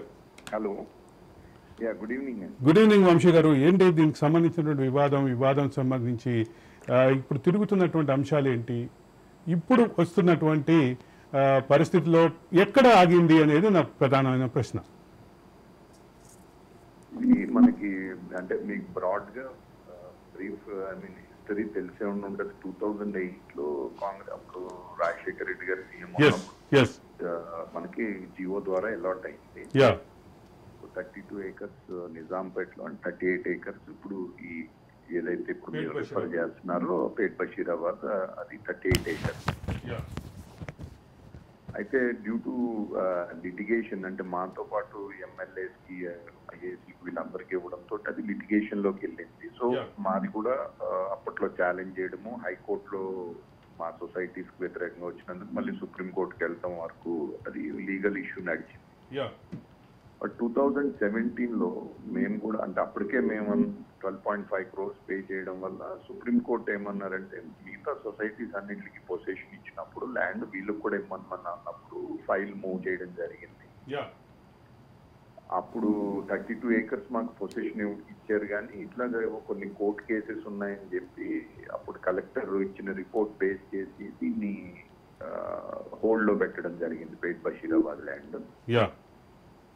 తర్వాత మేము గవర్నమెంట్ లీడర్ రెవెన్యూ, ఆయన అప్పట్లో GP revenue legal opinion government తీసుకోవాలని డెసిషన్ తీసుకున్నప్పుడు ఆయన చాలా క్లియర్ గా చెప్పింది ఏంటంటే ఇది పూర్తిగా గవర్నమెంట్ ల్యాండ్. ఇది గత అనేక రౌండ్స్ లో లిటిగేషన్ లో కొన్ని పార్టీస్ యాజిటేట్ చేసినా గానీ వాళ్ళకి కేసులు ఏ రోజు కూడా ఏ కోర్టు కూడా ఇది గవర్నమెంట్ ల్యాండ్ కాదు, ఇది ప్రైవేట్ ల్యాండ్ అని చెప్పింది ఎక్కడ లేదు. సో అందుకని చెప్పి ఇది ప్లస్ సెయింట్ ఆన్స్ కి 20 acres ఇచ్చింది అప్పటికే. అట్లాగే Pet Basheerabad police station same survey number అక్కడ కూడా ఇచ్చారు కాబట్టి అదే విధంగా వీళ్ళకు జర్నలిస్ట్ సొసైటీకి కూడా మీరు ఇమీడియట్ గా ల్యాండ్ హ్యాండ్ ఓవర్ చేయొచ్చు అని చెప్పి ఒక లీగల్ ఒపీనియన్ ఇవ్వడం కూడా జరిగింది. బట్ కారణాలు ఏంటి అన్నది నేను, ఎందుకంటే నాకు తెలియని విషయాన్ని నేను చెప్పలేను కాబట్టి కారణాలు ఏమైనా సరే గవర్నమెంట్ హ్యాండ్ ఓవర్ చేయడం అన్నది జరగలేదు. 2020లో ఒకసారి టిఎస్ఐఐసి వాళ్ళు ఒక ఐటీ టవర్ ప్లాన్ చేసి అక్కడ సర్వే చేయడం జరిగింది అదే ల్యాండ్ లో. అప్పుడు కూడా మేము అప్రోచ్డ్ సుప్రీం కోర్ట్, రమణ గారు అప్పటికి ఇంకా చీఫ్ జస్టిస్ అయినట్లేరు, నాకు I don't exactly remember. But మేము సుప్రీం కోర్ట్ కి మళ్ళీ మేము పిటిషన్ ఏం వేసామంటే ఇంటీరియం అప్లికేషన్ ఏం ఫైల్ చేసామంటే ఇది మాకు ఆల్రెడీ 17లో మాకు హ్యాండ్ ఓవర్ చేయమని ఇచ్చిన తర్వాత థర్డ్ పార్టీ ఇంట్రెస్ట్ క్రియేట్ చేయడం కరెక్ట్ కాదు ఇది అనేటప్పటికి గవర్నమెంట్ ఏం చేశారంటే వాళ్ళు they gave N undertaking that this land will be given to these journalist and we will not create any other interest అని చెప్పి, and this land will not be put to any other use అని కూడా వాళ్ళు supreme court actually వాళ్ళ undertaking ని record చేసింది clear గా. Record చేసిన తర్వాత since they have already gave a commitment not to use this land for any other purpose వాళ్ళు దాన్ని. వంశీ గారు నాకు బాగా గుర్తు దాని విషయంలో రాష్ట్ర ప్రభుత్వం వేసినటువంటి అఫిడవిట్లో annoyingly we have decided to construct a project here అని అన్నోయింగ్లీ అనే వర్డ్ ఉన్నట్టు నాకు గుర్తు. ఏమై రైట్? అట్లాగా అన్నోయింగ్లీ అని కానీ లేదా వాళ్ళు నాకు తెలిసి వాళ్ళు టవర్ కడతామని చెప్పి కమిట్మెంట్ మేము అదే టవర్ కడదామని మేము ప్లాన్ చేసామని కానీ అట్లా ఏం ఇవ్వలేదండి వాళ్ళు. వాళ్ళందరూ ఇది వీళ్ళకి సంబంధించిన దాన్ని మేము వేరే పర్పస్ కి వాడము అన్నది ఆయన వైద్యనాథన్ గారని అప్పుడు తెలంగాణ గవర్నమెంట్ కి అక్కడ అడ్వకేట్ గా ఉండేవారు సుప్రీం కోర్ట్ లో సీనియర్ అడ్వకేట్ కింద. he gave that commitment. Then subsequently 2022 August లో 25th August 2022 లో రమణ గారు ఏం చేశారంటే మా సొసైటీ వరకు మిగతా సొసైటీస్ అన్ని ఓన్లీ లేఅవుట్ డెవలప్ చేసుకోవడం వరకే పర్మిట్ చేస్తే మా సొసైటీ వరకు మెంబర్స్ కూడా ఇండివిజువల్ గా అలాట్ చేయించుకున్న తర్వాత వాళ్ళు కన్స్ట్రక్షన్ కూడా చేసుకోవచ్చు అని చెప్పి చెప్పడం జరిగింది. ఓకే. అప్పటి నుంచి కూడా మనం గవర్నమెంట్ ని అనేక సార్లు రిప్రజెంట్ చేస్తూ వస్తున్నాం. అది వాళ్ళు దాని మీద అయితే ఒక నిర్ణయం అయితే తీసుకోకుంటే. వంశీ గారు ఇక్కడ జరిగినటువంటి టెక్నికాలిటీస్ అన్ని మీరు ఎక్స్ప్లెయిన్ చేశారు, వెరీ గుడ్. కానీ నిన్న జరిగినటువంటి ఘటనలో కబ్జాదారులు కొంతమంది రావటాన్ని ఎట్లా చూడాలి అనేది ప్రధానమైన ప్రశ్న. అదేనండి, వాళ్ళు అంటే దేర్ ఆర్ 2 కేసెస్ అండి, అక్కడ 2-3 కేసెస్ ఉన్నాయి. ఒక కేసులో ఒక 6 acres వరకు వాళ్ళు ఈవెన్ ఇల్లీగల్ గా కూడా కన్స్ట్రక్షన్స్ కట్టడం జరిగింది, కొన్ని షెడ్స్ లాగా అది వేయడం జరిగింది. గతంలో వాళ్ళ మీద మేము కేసు ఈ ల్యాండ్ గ్రేవింగ్ కేసులో అతను అరెస్ట్ కూడా అవడం జరిగింది. మళ్ళీ బయటకు వచ్చాడు అతను. ఆ 6 acres గురించి వాళ్ళు టైటిల్ సూట్ కూడా ఓడిపోయారండి సివిల్ కోర్టులో. 2011లోనే టైటిల్ సూట్ ఓడిపోయారని విన్నాను నేను. టైటిల్ సూట్ ఓడిపోవడంలోనే వాళ్ళు చాలా 2011 కాదండి, 2018-19 ఆ టైంలోనూ ఓకే వాళ్ళు క్లియర్ గా ఆమె సివిల్ కోర్ట్ మీకు తెలిసే ఉంటది, జనరల్ గా టైటిల్ సూట్ ని డిసైడ్ చేసి సివిల్ కోర్ట్. సో ఈయన ఎవరి దగ్గర అయితే ఈయన ఎవరైతే 6 acres క్లెయిమ్ చేసి ఆయన పలానా వ్యక్తి దగ్గర కొన్నానన్నాడో ఆ డాక్యుమెంట్స్ ఏమి కూడా ఈ కుడ్ నాట్ ప్రొడ్యూస్. ఓకే. అంతేకాకుండా ఆమె అబ్జర్వేషన్ ఏం చేసిందంటే, జడ్జి ఏం అబ్జర్వ్ చేశారంటే, ఈయన ఎవరి దగ్గర అయితే కొన్నానంటున్నారో వాళ్ళకు కూడా టైటిల్ లేదు, వాళ్ళ టైటిల్ కూడా ఎస్టాబ్లిష్ కాలేదని చెప్పి సో ఈయన క్లెయిమ్స్ కొట్టేయడం జరిగింది. ఓకే. బట్ ఈ హైకోర్టులో ఏంటంటే నాట్ టు డిమాలిష్ అని చెప్పి ఒక ఇంటీరియం ఆర్డర్ తెచ్చి దాని మీద సస్టైన్ అవుతున్నారు. ఈ అనదర్ 32 acres కి సంబంధించి కూడా ఏంటంటే వీళ్ళు మేము చాలా అంటే ఫ్రివలస్ కేసు, ఏదో మాకు మొత్తం ఊరంతా మాదే, అప్పట్లో నిజాం వాళ్ళ వారసులు వాళ్ళ క్లెయిమ్ అట్లా ఉన్నది. బట్ నోవేర్ అంటే 70s నుంచి కూడా చూస్తే కూడా అనేక కోర్టు కేసెస్ మేము మొత్తం వాటిని నిన్న పోలీసు కూడా మేము అవన్నీ డీటెయిల్ గా చూపెట్టడం జరిగింది. ఏ కేసులో కూడా వాళ్ళకి వ్యతిరేకంగా అయితే వచ్చింది తప్ప ఫేవరబుల్ గా ఎక్కడ రాలా. And they never approach civil courts for title. ఇది ఎంతసేపు హైకోర్టులో రావడము, ఏదో రిట్ ఆఫ్ మ్యాండమస్ ఏదో ఒక ప్లీజ్ అంటే ఇది ఏంటంటే ఒక 100 మంది ఒక 10 మంది ఒక కేసు వేస్తారు, పోయిన తర్వాత మళ్ళీ ఇంకో 10 మంది. సో మొత్తం మీద ఇవంతా కూడా ప్రక్రియని ఆపటానికి చేసినటువంటి ప్రయత్నాలుగా చూడాలి. వాళ్ళ క్లెయిమ్ వాళ్ళు చూసుకుంటున్నారు వాళ్ళు కోర్టులో, బట్ వాళ్ళకి ఎక్కడా కూడా రిలీఫ్ అయితే రావట్లేదు. వాళ్ళది ఇది అని ఏ రోజు కూడా ఏ కోర్టు కూడా నిర్ధారించలేదు. థ్యాంక్ యూ వంశీ గారు, ఒక డీటెయిల్డ్గా ఈ ప్రక్రియని మొత్తాన్ని ఎక్స్ప్లెయిన్ చేశారు. ధన్యవాదాలు. Thank you for your phone in. Bharadwaj garu, ఇప్పుడు నాకు ఒక చిన్న అనుమానం, ఇందాక మీరు దాని మధ్యలో ఆపారు. ప్రతి ప్రెస్ కాన్ఫరెన్స్లోనూ ఎవరో ఒకళ్ళు అడగటం, ఆయన సమాధానాలు చెప్పటం, అదే సందర్భంలో సుప్రీంకోర్టు నుంచి క్లియరెన్స్ వచ్చిన తర్వాత 1.5 సంవత్సరం పాటు ఖాళీగా, అంటే దానికి సంబంధించినటువంటి ప్రక్రియ ముందుకు వెళ్ళకపోవటం, ఈ మొత్తం కలిపి ఎట్లా చూడాలి? అంటే గత ప్రభుత్వ అధికారులు, ప్రభుత్వ అధినేత చేసినటువంటి కొనసాగించడం అనే ప్రక్రియను చూస్తే నాకు చిన్న గమ్మత్తైన కథ గుర్తుకొస్తుంది. సాగదీయటం అంటారా? సాగదీయటం అనేది చూస్తే గమ్మత్తైన కథ గుర్తుకొస్తుంది. పూర్వకాలంలో రాజులు ఉండేవాళ్ళు, రాజస్వామ్యాలు ఉండేవి, రాజు చెప్పిందే మాట. పాపం ఒక పెద్ద సంగీత విద్వాంసుడు ఉండేవాడు. ఆయన పాడితే రాళ్ళు కరిగేవిట. అంత గొప్ప సంగీత విద్వాంసుడు ఆయన. ఒకసారి తన పేదరికాన్ని బాపుకోవటం కోసం రాజుగారిని కలిసి తన విద్యను ప్రదర్శించి ఎంతో కొంత లబ్ధి పొందుదామని చెప్పి రాజుగారి దగ్గరికి వెళ్ళారు. రాజుగారి దగ్గరికి వెళ్ళి తన విద్య మొత్తాన్ని ప్రదర్శించారు. రాజుగారు తన్మయత్వం అయిపోయారు. నాకెంత ఆనందం కలిగిందో నీకంత ఆనందం కలిగించే ధనం ఇస్తాను అన్నట్ల. దాంతో ఆయన ఉబ్బి తబ్బిబ్బైపోయాడు. మహారాజా ధన్యవాదాలని చెప్పి వెళ్ళాడు. ఎప్పుడు కోసాది గారిని కలిసినా రాజుగారి ఆజ్ఞ రాలేదు. ఇక్కడ కోసాది గారు ఎవరంటే మన సిఎస్ గారు అనుకోవాలి మన ప్రజెంట్ పరిస్థితుల్లో. అంటే రాజుగారు ఎవరంటే కేసీఆర్ గారు అనుకోవాలి. అయితే ఒకసారి పాపం ఈ పండితుడు రాజుగారిని కలిసేట. ఏమయ్యా నీ సంగీత విద్య ద్వారా నాకేం కలిగింది అన్నట్ల. రాజుగారు అడిగాట. మీకు ఆనందపడ్డారు కదండి అన్నాడు. అట్లానే నేను నిన్ను ఆనందపరుస్తానన్నాను కదా, నా మాటతో నిన్ను ఆనందపరిచేశాను కదా. అయితే అదే ఆనందపడ్డావు కదా. సందర్భంలో కేసీఆర్ కి సంబంధించినటువంటి వ్యవహార శైలిలో ఇంకొక అంశం కూడా ప్రధానంగా చూడాలి. మా వ్యతిరేక వార్తలు రాసే మీడియా సంస్థలకి నేను స్థలాలు ఇవ్వను. అది చివరి ప్రెస్ మీట్. అది ముఖ్యమంత్రి గారి చివరి ప్రెస్ మీట్. వ్యతిరేక మీడియాకి ఎట్టి పరిస్థితుల్లో వ్యతిరేక వార్తలు రాసేటటువంటి జర్నలిస్టులకు కానీ మీడియా హౌస్లకు కానీ నేను ఎటువంటి స్థలాలు ఇవ్వను. సార్ స్థలాలు ఇవ్వకపోయారు సార్. 12,33,00,000 పెట్టి మా వాళ్ళు కొనుక్కున్న స్థలాన్ని 12,33,00,000కి ఒక చిన్న ఉదాహరణ చెప్తాను నేను. ఇదే స్థలం ఇదే డబ్బులు పెట్టి ఇంకొక దగ్గర ల్యాండ్ కొనుక్కుంటే ప్రభుత్వం దగ్గర నుంచి కాకుండా ఈరోజు అది 12 కోట్లది దాదాపు 1000 కోట్లు అయ్యేదేమో. ½ ఎకర్ వచ్చేది సార్. ఒక్కొక్క వ్యక్తికి ½ ఎకర్ వచ్చేది. ఆ రోజుల్లో ఆ డబ్బులతో. అయితే రమణరావు గారి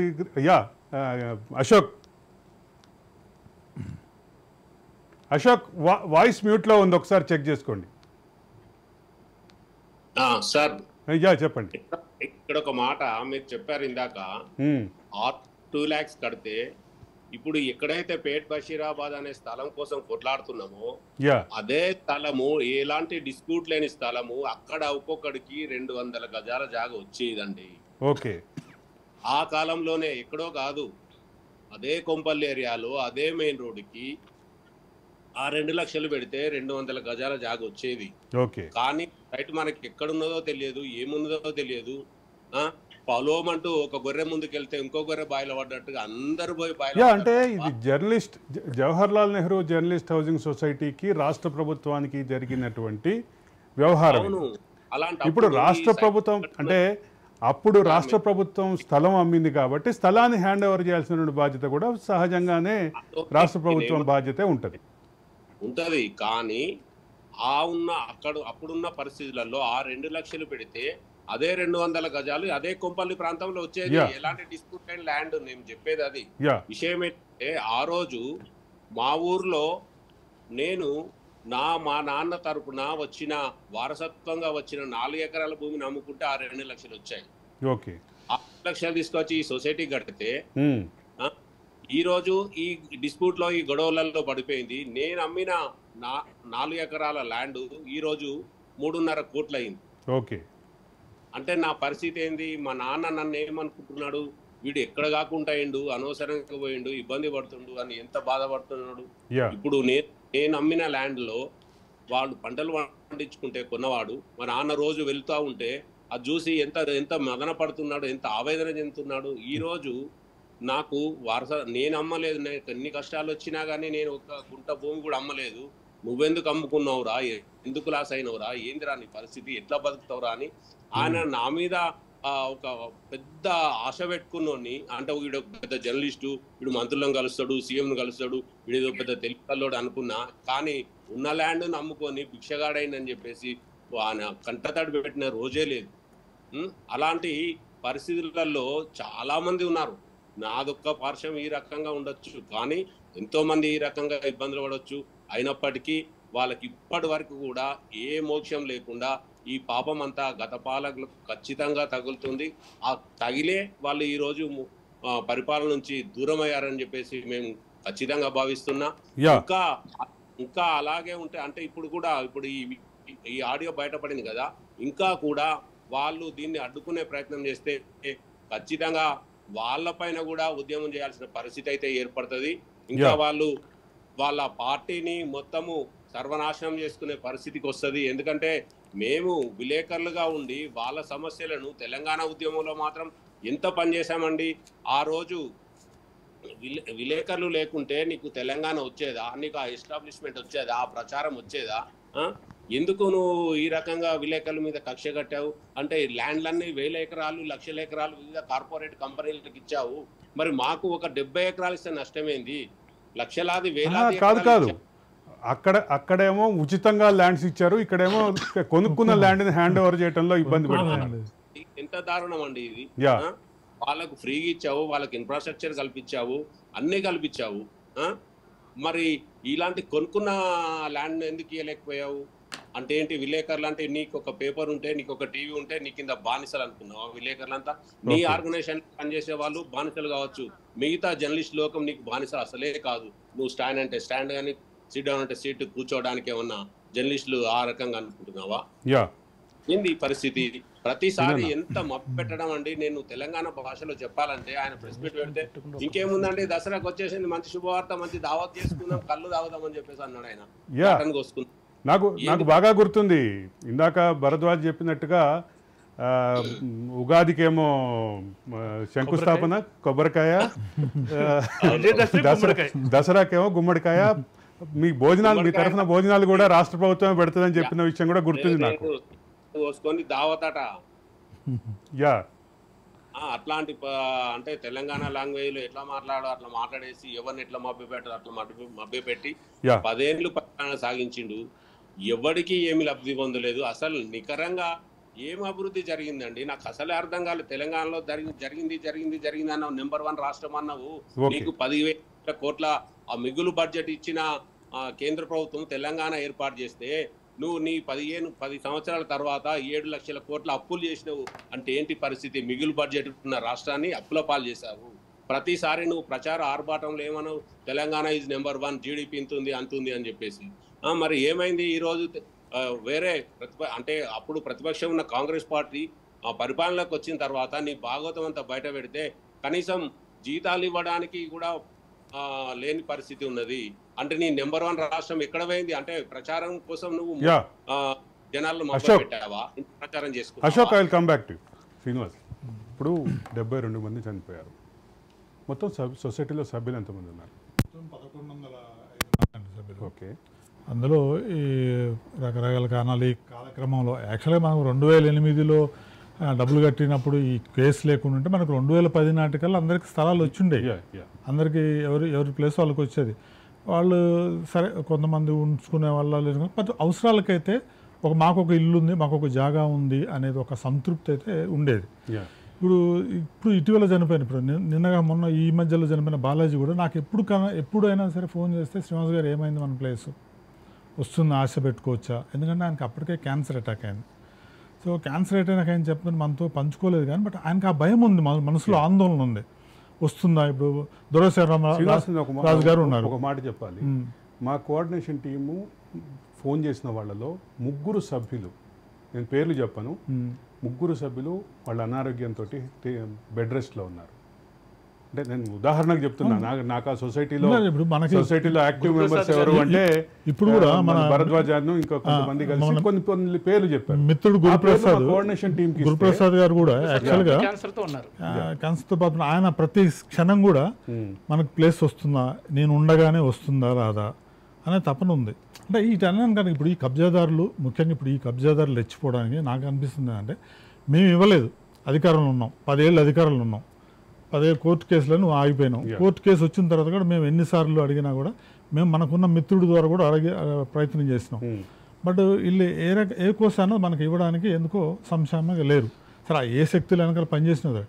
ఇప్పుడు వీళ్ళు అధికారం కోల్పోయారు.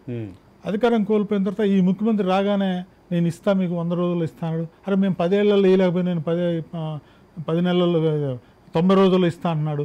సో దీని వెనకాల బహుశా ఈ దీన్ని భంగం చేయడానికి వీళ్ళని రెచ్చగొట్టి పంపిస్తున్నారేమో, లేకుంటే ఏది లేనోడు. మనం కొనుక్కొని టైటిల్ ఉండి సుప్రీంకోర్టు తీర్పు ఉన్నది, మనమేమో బోర్డు పెడితేనేమో ఇది లేదు, వాడు ఏకంగా బోర్డుల మీద చింపేసి చేసిన ఈ బరితెగింపు కారణం ఏంటంటే, బహుశా కొంతమంది పెద్దలు, ఈ డిస్పరేట్గా ఉన్న పెద్దలు, అధికారం కోల్పోయిన పెద్దలు, వాళ్ళు ఈ డిస్పిరేషన్లో వీళ్ళకి ఎట్లా సాధిస్తారో చూద్దాము అనేది ఉండొచ్చు. మాజీ ముఖ్యమంత్రి పేరు మాజీ డిఫాక్టో ముఖ్యమంత్రి చెప్తూనే ఉన్నాడు. మీరు చెప్తున్నది ఉన్నది, వాళ్ళ అంటే ఆడియోలో చెప్తున్నాడు. ఇప్పుడు ఎవరైనా గారు మళ్ళీ ఒకసారి ఆడియో వింటారా? మీకు ఇంకొక విషయం కూడా చెప్పాలి, అక్కర్లేదు, వింటా అంటే వినిపిస్తాం. మీకు ఇంకొక విషయం కూడా చెప్పాలి. గత ప్రభుత్వం వ్యవహార శైలి ఎలా ఉందంటే చివరికి హౌసింగ్ సొసైటీలో కొంతమంది సభ్యుల చేత హౌసింగ్ సొసైటీకి వ్యతిరేకంగా కూడా వాట్సాప్లో వార్తలు రాయించారు. మీరు అప్పుడెప్పుడో 2 లక్షలు కట్టిన దానికి మేము 2008లో 2 లక్షలు కడితే 2023లో ఆ మార్కెట్ రేట్తో కంపేర్ చేస్తూ మీకు 2 గజాల స్థలం కూడా రాదు మీరు కట్టిన డబ్బులు కన్నటువంటి మెసేజ్లు చేశారు. అంటే మా ఆత్మస్థైర్యాన్ని, మా యొక్క దైన్య స్థితిని వాళ్ళు ఆడుకున్నారు ఒక రకంగా గత ప్రభుత్వం. 2 లక్షలకి 2 గజాల స్థలం రాదు అనే విషయం కాసేపు పక్కన పెడితే 2008లో కట్టిన డబ్బులతో 2 లక్షలతో కోకాపేటలోనో లేకపోతే గచ్చిబౌలిలోనో ల్యాండ్ కొని ఉంటే ఈ పాటికల్లా 2008 కట్టిన డబ్బులతో మనకి దాపరికం లేదు, మనకి దాపరికం లేదు. శ్రీనివాస్ మా ఇద్దరికి తెలిసిన ఒక సబ్జెక్ట్ చెప్పాలి. ఇప్పుడు ఒక పక్క జర్నలిస్ట్ సొసైటీకి సంబంధించిన సబ్జెక్ట్ ఇట్లుంటే పత్రికా నగర్ అని మా ఇద్దరికి తెలిసినటువంటి కొంతమంది మిత్రులు కలిసి మమ్మల్ని ఇద్దరిని కూడా చేరమంటే మేము చేరలేదు. పత్రికా నగర్కి సంబంధించినటువంటి అప్రిసియేషన్ ఇవాళ ఎక్కడుంది? పత్రికా నగర్ ప్రారంభమైనప్పుడు వాళ్ళకి సంబంధించిన ఇన్వెస్ట్మెంట్ ఎంత, ఇవాళ దాని వాల్యూ సుమారు 5 ఊహించలేదు. వాళ్ళు ఎవరు ఊహించలేదు, దాన్ని టీం ఇనిషియేట్ చేసిన వాళ్ళు ఊహించలేదు. ఆ పత్రికా నగర్ అనేది ప్రైవేట్గా కొంతమంది కలిసి కొనుక్కున్నటువంటి ప్రాపర్టీ. ఒక్కసారి ఈ 2 లక్షల్ని ఆ సబ్జెక్ట్ని కంపేర్ చేద్దాం. అంటే అట్లాగా సార్ నేను చెప్పేది ఏంటంటే ఇక్కడ 2008లో కట్టిన డబ్బులతో 2023లో మార్కెట్ రేట్తో కంపేర్ చేయడం ఎంత దుర్మార్గం. అదే కదా ఇది నేను చెప్పేది. అంత దుర్మార్గం. అది మా నెంబర్ చేత పెట్టించడం, అది మా నెంబర్ చేత పెట్టించడం, మా సొసైటీలో నెంబర్ చేత ఈ మెసేజ్ పెట్టించడం ఎంత దుర్మార్గం. గత ప్రభుత్వంలో అంటే కొంతమంది ఇప్పుడు యాక్చువల్గా మనం నిజాలు మాట్లాడుకోవాలంటే ఇప్పుడు జర్నలిస్టులు ఎవరు లేరు, అంత వార్తాహరులు అయిపోయారు. సో అధికారంలో ఏ పార్టీ ఉంటే ఆ పార్టీకి భజన కొట్టి ఏదో కొంత సంపాదించుకుందాను. అలా మా దాంట్లో కూడా కొంతమంది ఉన్నారు. ఈ సొసైటీలో మనం ఒక పక్కనే మేము ప్రభుత్వానికి రకరకాల అప్పీల్ చేస్తున్నాం, ఓపెన్ డాస్లో అప్పీల్ చేస్తున్నాం, జర్నలిస్టులు పెద్దలందరినీ పిలిచి ఒక డిస్కషన్ పెట్టి వీళ్ళకి ఇవ్వాల్సిందే అని ఒక అప్పీల్ చేయించాము, ధర్నాలు చేసాం, అన్నీ చేస్తుంటాయి. ఇంకో పక్క ఈ బ్యాచ్ అప్పుడు ప్రభుత్వానికి తాబేదారులుగా ఉన్న బ్యాచ్ మీకు ఇంతెందుకు అంతెందుకు అంటే మేము ఒకటే అడిగాం. నాకు ఒక చిన్న విషయం అదే అర్థం కాలేదు. ఈ సొసైటీలో సభ్యులుగా ఉన్న వాళ్ళు కొంతమంది కార్పొరేషన్ చైర్మన్లు, రాజ్యాంగబద్ధమైన పదవులు, ఎమ్మెల్యేలు కూడా అయ్యారు, ఎమ్మెల్యేలు, ఇటువంటి వాళ్ళు దీంట్లో సభ్యులుగా ఉన్నటువంటి పరిస్థితి. అది ఓన్లీ ఏంటంటే ఇప్పుడు మేము ఆయన ఎదురుగా కూడా అన్నాము, ఆ మీటింగ్లో కూడా అన్నాం, ఆయన కొంచెం ఇది అయిపోయాడు. బట్ ఏంటంటే వాళ్ళు ఎంతసేపటికి ఈ సొసైటీని ఒక మెట్టులాగా ఉపయోగించుకొని తమ ప్రయోజనాల కోసం వాడుకున్నారు తప్ప, ఒక ఎమ్మెల్యే వెళ్ళి టికెట్ అడగగలడు కానీ ఒక ఎమ్మెల్యే వెళ్ళి అయ్యా మాకు సుప్రీంకోర్టు తీర్పు వచ్చింది, మా వాళ్ళు చాలా ఇబ్బందులు పడుతున్నారు, వాళ్ళు కొంతమంది చనిపోయారు, మీరు ఏమన్నా చేయండి, ఇది మాకు ఇవ్వండి అని అడగలేకపోయాడు. అంటే వాళ్ళ పదవి కోసం మాత్రం నాకు టికెట్ కావాలంటే లాబింగ్ చేయగలుగుతారు. ఇంకొక విషయం సార్ నాకు బాగా గుర్తు, కొంతమంది ఒక 50-60 మంది ఇప్పుడు మనం ఎవరైతే కార్పొరేషన్ చైర్మన్ గారని చెప్తున్నామో వారు కాంగ్రెస్ పార్టీలో ఉండగా ఒక 50-60 మంది మేము మన ప్రెస్ క్లబ్లో మీట్ అయ్యాం. మీట్ అయినప్పుడు అప్పుడు వంశీ గారి వాళ్ళ ఫాదరు కీర్తిశేషులు అయ్యారు, వారు ఆ బాధలో ఉన్నారు. మేము 50 మంది సభ్యులు సరే వంశీ గారికి ఫోన్ చేస్తే రెస్పాండ్ కావట్లేదని చెప్పి పల్లె శ్రీను ఆయనకి కార్పొరేషన్ చైర్మన్ గారు ఉన్నారు, వారికి ఫోన్ చేశారు. ఫోన్ చేసినప్పుడు వారు వచ్చారు, అక్కడికి వచ్చి మీ ముందు నేను ఉంటాను, పోలీసులు కనుక మీ మీద లాఠీ చార్జ్ చేయాలంటే ఫస్ట్ దెబ్బ నేను తింటాను, నాకు రక్తం కారి నేను పడిపోయాకే తర్వాత మీ మీద దెబ్బలు పడతాయి, ఎటువంటి పరిస్థితుల్లో ప్రభుత్వాన్ని నిలదీసైనా సరే ఎట్లా అయినా సరే లొంగ తీసి ఆ స్థలాలు తెప్పించే బాధ్యత నాది అని చెప్పి ప్రెస్ క్లబ్ సాక్షిగా 50 మంది వాటాదారుల సాక్షిగా ఆయన హామీ ఇచ్చారు. తర్వాత ఎప్పుడైనా సరే ఎప్పుడు మాట్లాడినా సరే, ఏ ప్రెస్ మీట్లో మాట్లాడినా సరే, లేకపోతే ఎప్పుడు వాటాదారుల సమావేశంలో మాట్లాడినా సరే ఇదిగో వచ్చేస్తాయి, అదిగో వచ్చేస్తాయి, ఇదిగో వచ్చేస్తాయి, అదిగో వచ్చేస్తాయి అని చెప్పి టైం పాస్ చేశారే తప్పితే ఎక్కడ ఒక నిర్మాణాత్మకమైనటువంటి కార్యాచరణ మాత్రం గత ప్రభుత్వం హయాంలో ప్రభుత్వము తీసుకోలేదు, ఇటు మా సొసైటీ కమిటీ కూడా ప్రయత్నించిన మాట కూర్పులోనే ఏమి మతలబ్ చేసినారంటే అయ్యా ప్రభుత్వం అధికారంలో ఉంది, మేము ప్రభుత్వానికి అనుకూలంగా ఉన్నాం, ప్రభుత్వానికి అనుకూలంగా ఉన్న వాళ్ళు కనుక అధ్యక్షులు కార్యదర్శులుగా ఉంటే మేము ఏదో వెళ్ళిపోయి వాళ్ళని ఈజీగా వెళ్ళిపోయి మేము వాళ్ళ ఇంట్లో వంటింట్లోకి వెళ్ళిపోయి వాళ్ళతో ముచ్చట్లు పెట్టి ఈజీగా తెచ్చి మీకు తల ఒక కేక్ ఇస్తాం అన్నట్టుగా మాట్లాడారు. కానీ ఇది ఆచరణలో అది ఏ సభ్యులకు తెలియకుండా, సభ్యులకు కనీసం ఇన్ఫర్మేషన్ ఇవ్వకుండా పలానా అధ్యక్షుడు, పలానా కార్యదర్శి, పలానా ఉపాధ్యక్షుడు స్వయం ప్రకటనగా రాసేస్తున్నారు. పోనీ రాసుకున్నావయ్యా, సభ్యుల ప్రయోజనాల కోసం ఏమన్నా ఒక్క ఆవగింజ మాత్రం ఒక 20% అన్న చేయగలిగా, అది లేదు. సో ఆ ప్రభుత్వంలో మభ్యపెట్టారు. ఈ ప్రభుత్వంలోకి వచ్చేసరికి మనకేంటంటే రేవంత్ రెడ్డి గారితో లేకుంటే మనం చాలామంది మంత్రులు వీళ్ళతో అందరితో మాట్లాడాము. ఈరోజు పొంగళి శ్రీనివాసరెడ్డితో మాట్లాడడం, మన తుమ్మలతో మాట్లాడడం, అందరితో మ్యాక్సిమం మాట్లాడాం. వాళ్ళు ఏంటంటే మాకు మీకు అధికారంలో వచ్చాం కదా, కొంచెం అన్ని ఒకసారి చూసుకున్న తర్వాత మీ ల్యాండ్ మీకు ఇస్తామని గట్టి హామీ ఇచ్చారు. అది హామీని నిలబెట్టుకుంటారు అనేది మేము అనుకుంటున్నాం. హామీ అనేది ఇప్పుడు ఈ కబ్జా కావాలనే దాన్ని అంటే గత ప్రభుత్వ పెద్దల హస్తం ఉందేమో అన్నటువంటి అనుమానం రావడానికి కారణం ఏంటంటే సార్, నిన్న బోర్డులు పెట్టడానికి ముందు మొన్న మా కమిటీ చాలా పెద్ద కసరత్తు చేసింది. శ్రీను వైట్ల రమేష్ ఉన్నాడు, వైట్ల రమేష్, వంశీ గారు వెళ్ళి డైరెక్ట్గా పోలీస్ కమిషనర్ గారిని కలిశారు, మహంతి గారిని కలిశారు, పర్మిషన్ తీసుకున్నారు, అక్కడ ఏసీపీ గారికి చెప్పారు, పోలీస్ శాఖకు చెప్పారు. ఇంత కసరత్తు జరిగి పోలీస్ సిబ్బంది దాదాపు ఒక 20-30 మంది కానిస్టేబుళ్ళు, ఒక ఏఎస్ఐ, ఎస్ఐ, మఫ్టీలో ఎస్ఐ ఉన్నా సరే వాళ్ళు ఎస్ఐ గారిని కూడా బెదిరించే స్థాయికి వచ్చారు. నిన్న సాయంత్రం 4వ బోర్డు పెడుతున్నప్పుడు వచ్చినటువంటి 2 ఆడవాళ్ళు, 2 మగవాళ్ళు ఆ ఎస్ఐ గారిని కూడా బెదిరించే స్థాయికి వస్తే ఎస్ఐ గారు లేడీస్ కానిస్టేబుల్ని పిలిపించడానికి లేడీ కానిస్టేబుల్ని పిలిపించి అరెస్ట్ చేస్తామని చెప్పి బెదిరిస్తే కానీ వాళ్ళు వెనక్కి తగ్గలేదు. అయితే వాళ్ళు ఏదైతే చెప్తున్నారో ఈ మెహబూబా హౌసింగ్ సొసైటీ అనేది వాళ్ళు 2011లోనే వాళ్ళు ఓడిపోయారు. సయ్యద్ షబ్బీర్ అలీ, సయ్యద్ షబ్బీర్ ఉన్నీసా బేగం, సయ్యద్ షబ్బీర్ చూడండి అక్కడ ఆ విజువల్స్ లో మీకు కనిపిస్తుంటుంది. మా సొసైటీ నెంబర్ ఏమో చేత్తో మట్టి తవ్వుతూ ఉంటే ఆ సదరు లేడీ కాలుతో మట్టి తోస్తూ ఉంటుంది. అది దాన్ని ఏమనాలి? అహంకారం అనాలా, లేకపోతే డబ్బుతో వచ్చినటువంటి ఆత్మవిశ్వాసం అనాలా, లేదా వెనకున్నటువంటి శక్తుల ప్రమేయము ఏమనాలి? ఒక్కసారి చూసేవాళ్ళు మనమే నిర్ధారించుకోవాలి. అదే విజువల్స్ చూస్తున్నాం, దాంట్లో చాలా మంది సొసైటీ సభ్యులు కనిపిస్తున్నారు, దానికి సంబంధించినటువంటి ఇది కనిపిస్తుంది. అయితే అక్కడ మీతోటి ఘర్షణ పడుతున్నటువంటి ప్రత్యర్థి సొసైటీ సభ్యులు, అదే కబ్జా సొసైటీ సభ్యులు కూడా కనిపిస్తున్నారు. ఆ లేడీ అయితే పోలీసులను కూడా అసలు లెక్క చేయట్లేదు. ఆయన ఎస్ఐ గారు కూడా చెప్పారు సార్, ఎస్ఐ గారు కూడా ఇంతమంది పోలీస్ ఫోర్స్ ఉంటే మీరు ఇలా మాట్లాడుతున్నారంటే మిమ్మల్ని ఏమనాలి అని చెప్పి వెంటనే ఆయన చాలా సీరియస్ అయ్యి సిఐ గారికి ఫోన్ చేసి పోలీస్ ఫోర్స్ తెప్పించేంత పరిస్థితులు వచ్చాయి. అప్పుడు వాళ్ళు తోకముడిచారు, మళ్ళీ రావడం పెద్ద బెంజికారులో వచ్చారు. ఇప్పుడు యాక్చువల్గా ఇప్పుడు ఎవరైతే అక్కడ మీరు చెప్తున్నటువంటి కాలుతో ఆవిడ ఎట్లా మట్టి తోస్తుందో అరవింద్, ఇప్పుడు మనకు అక్కడ 2 అంశాలు ఉన్నాయి అరవింద్ దీంట్లో. ఇప్పుడు అక్కడ స్థానికంగా గుడిసెలు వేసుకున్నతో మనం గతంలో మాట్లాడినప్పుడు ఏమన్నారంటే ఇది ప్రభుత్వ ల్యాండ్ అని తెలుసు సార్ మాకు. ప్రభుత్వ ల్యాండ్ అంటే జియో 58 ఏదో 56 ఏదో ఉంది కదా, దాని ప్రకారం మేము అప్పీల్ చేసుకుంటే మాకేమైనా ల్యాండ్ వస్తుందని వేసుకున్నాం. మీకు కనుక సుప్రీంకోర్టు ఇచ్చింది అంటున్నారు కనుక మీకు గవర్నమెంట్ హ్యాండ్ ఓవర్ చేస్తే మేము వెళ్ళిపోతామని చెప్పి హట్స్ వేసుకున్న వాళ్ళు. కానీ ఇప్పుడు ఈమె సోకాళ్ళు లేడీ లేదా ఆదిస్తున్న వాళ్ళు ఎవరు అక్కడ లేరు, వీళ్ళు బయట ఉన్నోళ్ళు. అంటే ఈ ల్యాండ్ మీద భరద్వాజ్ గారు చెప్పినట్టుగా ఓల్డ్ సిటీ నుంచి పిలిపించినటువంటి అంటే ఈ ల్యాండ్ మీద కన్నేసిన ఇతర శక్తులై బయట శక్తులు ఎట్లయినా సరే, అంటే ఇప్పుడు కబ్జాదారుడు ఏం చేస్తాడు చివరి దాకా వస్తే ఉంటారు.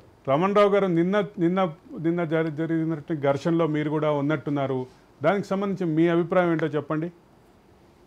ఘర్షణలో నేను లేను, నా వ్యక్తిగతంగా మా బంధువులు చనిపోతే అక్కడ ఉన్నాను. అయితే ఈ భూ కబ్జాకు సంబంధించి ఒక రెండు ముఖ్యమైన విషయాలు గమనించండి.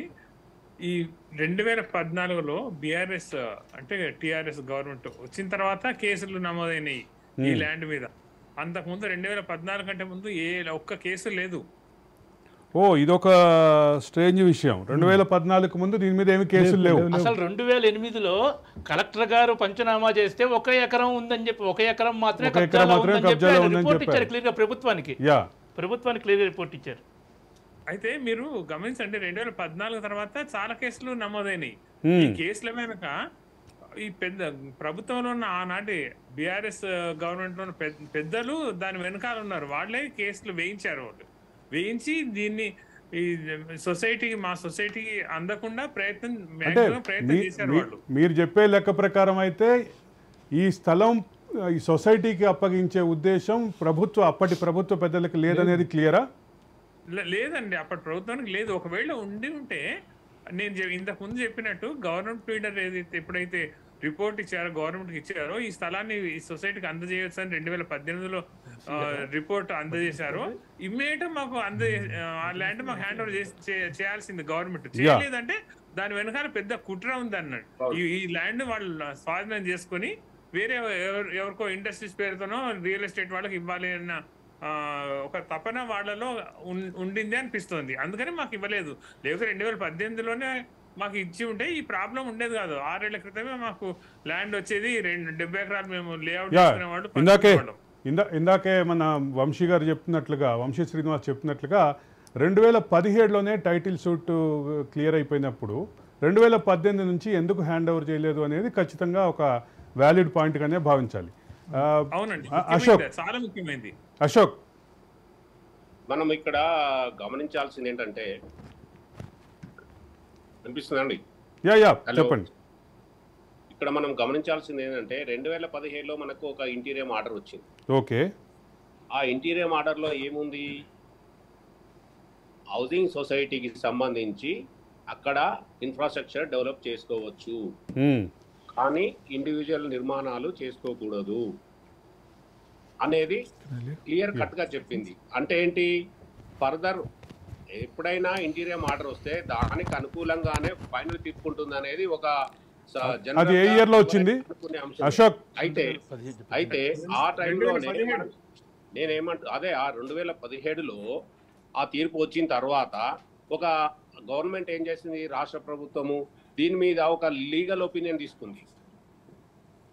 ఇందాక సార్ చెప్పినప్పుడు ఆ దుర్గా ప్రసాద్ రెడ్డి ఒకతను ఉన్నారు, ఆయన క్లియర్ గా ఈ రెండు ప్లేస్లకు, నిజాంపేటకి సంబంధించి నెక్స్ట్ పేట్ బషీరాబాద్ సంబంధించి 2 ప్లేస్ల పైన పూర్తి స్థాయిలో ఏ కేసులు ఉన్నాయి, ఎక్కడ ఎప్పుడు డిస్పోజ్ అయ్యాయి, ఏమయ్యాయి, ఇది ఇస్తే జవహర్లాల్ నెహ్రూ సొసైటీకి ఇస్తే ఏమైనా ప్రాబ్లం అవుతుందా, ఏమవుతుందా అని చెప్పేసి ఆయన పూర్తి స్థాయిలో మొత్తం ఒక 5 పేజీల రిపోర్ట్ ఒకటి తయారు చేసి గవర్నమెంట్కి ఇచ్చారు. దానిలో ఏముందంటే క్లియర్ కట్ గా ఉంది, అసలు ఏ విధమైన స్టేటస్కో లేదు, ఏ విధమైన కేసులు లేవు, బలమైన కేసులు లేవు, ఏమి లేవు, వీళ్ళకి ఇవ్వాల్సిందే, ఇవ్వచ్చు అని ఒక లీగల్ ఒపీనియన్ గవర్నమెంట్ సబ్మిట్ చేశారు. చేసిన తర్వాత అప్పుడు నిజాంపేట్ను స్వాధీనం చేసుకున్న తర్వాత అప్పుడున్న సొసైటీ, మన సొసైటీ పెద్దలు నిజాంపేట్ ఇక్కడ పేట్ బషీరాబాద్ ను ఎందుకు స్వాధీనం చేసుకోలేదు అనేది పెద్ద క్వశ్చన్ మార్క్. ఇది అప్పటి సొసైటీ బాడీ యొక్క ఇంటిగ్రిటీ మీద మీకు డౌట్లు వస్తున్నాయా? అంతే కదా, ఎందుకంటే మనకు లీగల్ ఒపీనియన్ 2 సైట్ల మీద ఇచ్చినాడు ఆయన, కాదు 2 అది దేన్ని బేస్ చేసుకొని ఇచ్చాడు? ఇంటీరియం ఆర్డర్ వచ్చింది కాబట్టి ఖచ్చితంగా ఫైనల్ తీర్పు కూడా వీళ్ళకే అనుకూలంగా వస్తుందనే ఒక అభిప్రాయంతో లీగల్ ఒపీనియన్ కి పిలిపించిన తర్వాత ఈ లీగల్ ఒపీనియన్ మనకు అనుకూలంగా సొసైటీకి ఇవ్వచ్చు అని ఒక లీగల్ ఒపీనియన్ గవర్నమెంట్ సబ్మిట్ చేశారు. ఇది ఒక స్ట్రేంజ్ పరిస్థితిగానే భావించాలి. ఒక పక్కన రెవెన్యూ క్లియరెన్స్ ఉంది, రెవెన్యూ సైడ్ నుంచి ఎటువంటి ఇబ్బంది లేదనే క్లియరెన్స్ ఉంది, అదే సందర్భంలో జీపీ రెవెన్యూ ఇచ్చినటువంటి లీగల్ ఒపీనియన్ ఉంది. లీగల్ ఒపీనియన్ పరంగా క్లియర్గా ఉంది, రెవెన్యూ శాఖ పరంగా క్లియర్గా ఉంది. కానీ ప్రభుత్వ చిత్తశుద్ధి లేకపోవటమే సమస్యగా భావించాలా? ప్రధానంగా ఇప్పుడు లాస్ట్కి వచ్చేసరికి ఏముందంటే, మనకు జీవో వచ్చిన రోజు కేవలం 1 ఎకరం మాత్రమే కబ్జాలో ఉంది. ఆ తర్వాత ఇప్పటి వరకు దీన్ని జాప్యం చేయడం వల్ల, మనకు హ్యాండ్ ఓవర్ జాప్యం చేయడం వల్ల ఈ రోజు ఏమైంది? ప్రభుత్వ లెక్కల ప్రకారంగానే 6.5 ఎకరాలు కబ్జాకు గురైంది, మిగతాదంతా ప్లేన్ గా ఉంది, అది ఇవ్వచ్చు అని చెప్పేసి కలెక్టర్ గవర్నమెంట్ కు తాజాగా రిపోర్ట్ ఇప్పుడు రెవెన్యూ మినిస్టర్ దగ్గర, పొంగులేటి శ్రీనివాసరెడ్డి గారి దగ్గర ఉన్నది. దీనికి సంబంధించి పూర్తి స్థాయిలో రెవెన్యూ ప్రిన్సిపల్ సెక్రటరీ నవీన్ మిట్టల్తో కూర్చొని దీనిపైన మళ్ళీ ఒకసారి అధ్యయనం చేసి ఇది వెంటనే క్లియర్ చేయాలని చెప్పేసి ఆయన మా ముందే మేము కలిసిన సందర్భంగా ఆయన ఫోన్ చేసి నవీన్ మిట్టల్కు ఈ రకంగా దీని మీద మొత్తం రెడీ చేయండి, దీని మీద మనం డిస్కస్ చేద్దామని చెప్పేసి చెప్పాడు. చెప్పిన తర్వాత జస్ట్ ఒక వారం రోజులకే మనకి ఎన్నికల కోడ్ రావడం వల్ల ఆగిపోయింది. అయితే ఇప్పుడు ఏంటంటే మొత్తం అంతా ఫైల్ అంతా రెడీ అయి ఉన్నది. ఈ సందర్భంగా ఏమైంది, ఈ మధ్యలోనే మన సొసైటీ ఎన్నికలు జరిగాయి, ఆ తర్వాత కోడ్ వచ్చింది. కోడ్ వచ్చిన తర్వాత ఏమైంది, దీనికి ప్రెస్ అకాడమీ చైర్మన్ వచ్చారు. చైర్మన్ వచ్చిన తర్వాత అసలు అక్కడే స్టార్ట్ అయింది. చైర్మన్కు ఈ బాధ్యతలు అంటే మన సొసైటీ బాధ్యతలు అప్పగించారు సీఎం గారు. ఫస్ట్ ఏమన్నారంటే మొన్న మీట్ ది ప్రెస్ లో కూడా మీరు మీ చైర్మన్ ద్వారా వస్తే బాగుంటది, ఆయన అన్ని క్లియర్ గా ఉన్నాయి అని చెప్తే నేను వెంటనే క్లియర్ చేస్తాను అని డైరెక్ట్ గా చెప్పాడు ఆయన. అప్పుడే ఒక 2 నెలలు అప్పుడు కోడ్ వచ్చింది. కోడ్ అంతా అయిపోయిన తర్వాత మేము వెళ్ళి ఈ చైర్మన్ గారిని కలిసి, సార్ మరి అంతా అయిపోయింది, ఇదంతా మీకు అప్పటికే మేము ఇప్పటివరకు ఏం చేసామంటే సొసైటీకి సంబంధించిన అంశాలు ఆయనకి ఇప్పటివరకు తెలియవు. మేము అన్ని డాక్యుమెంట్స్ రూపకంగా ఒక బెంచ్ మొత్తం ఏమేమి జరిగింది, జీవో ఇష్యూ అయిన కాడ నుంచి సుప్రీంకోర్టు లాస్ట్ తీర్పు వరకు అన్ని డాక్యుమెంటేషన్ మొత్తం ఇచ్చాము. లేటెస్ట్ గా ఇప్పుడు రెవెన్యూ మినిస్టర్ దగ్గర ఉన్న అప్డేట్ కాపీని కూడా మేము ఇంటర్నల్ గా తీసుకొని అది కూడా ఆయనకు సబ్మిట్ చేసిన పరిస్థితి. ఇప్పుడు ఆయన ఏం చేయాల్సి ఉంది, చైర్మన్ అనే వ్యక్తి ఏం చేయాల్సిందంటే మొత్తం సార్ దీని మీద మొత్తం స్టడీ చేశాము, లీగల్ గా అన్ని కరెక్ట్ గా ఉన్నాయి అని చెప్పడం ఒకటే మిగిలింది. దీనిలో రోడ్ మ్యాప్ లేదు, ఏ మ్యాప్ లేదు, కొత్త సభ్యులు చేర్చుకునేది లేదు, ఏం చేసేది లేదు. కానీ ఈ కోడ్ రావటం వల్ల ఇది ఆగిందని మేమైతే అనుకుంటున్నాము. సీఎం మీద మాకు బాగా పూర్తి విశ్వాసం ఉంది, ఖచ్చితంగా ఇస్తాడని మేము అనుకుంటున్నాము. అయితే ఇప్పుడు చేయాల్సింది ఏంటంటే ఇప్పటిదాకా ఒక అనుమానం అయితే ఉండేది, అంటే గత గవర్నమెంట్లో కొత్త వాళ్ళని పాత జేఎన్జే సొసైటీని అన్ని కలిపి అందరికి ఒకేసారి ఇస్తాము అనేది అప్పుడు చాలా భయపెట్టిన పరిస్థితి.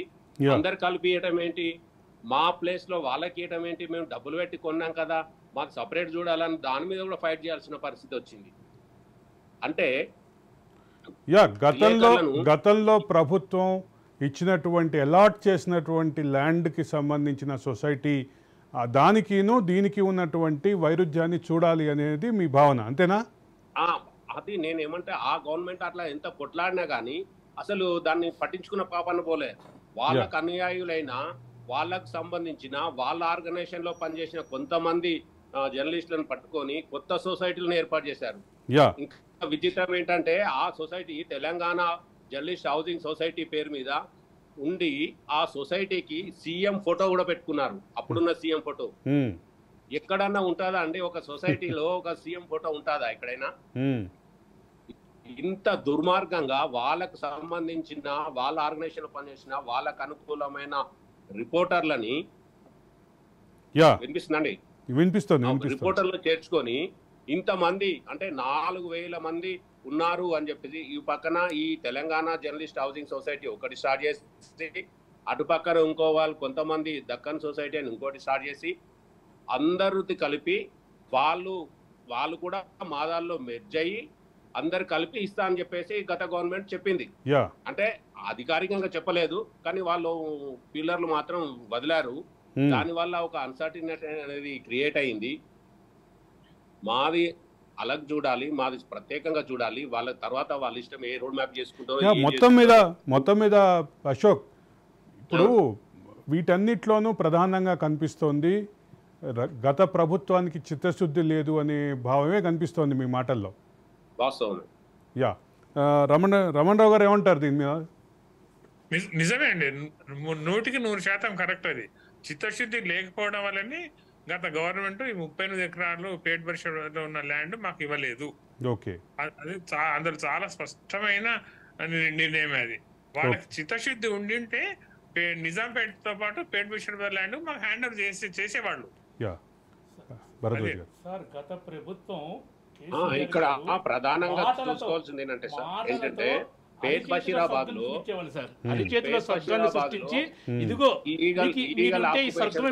అశోక్ ఒక్క నిమిషం I'll come back to you.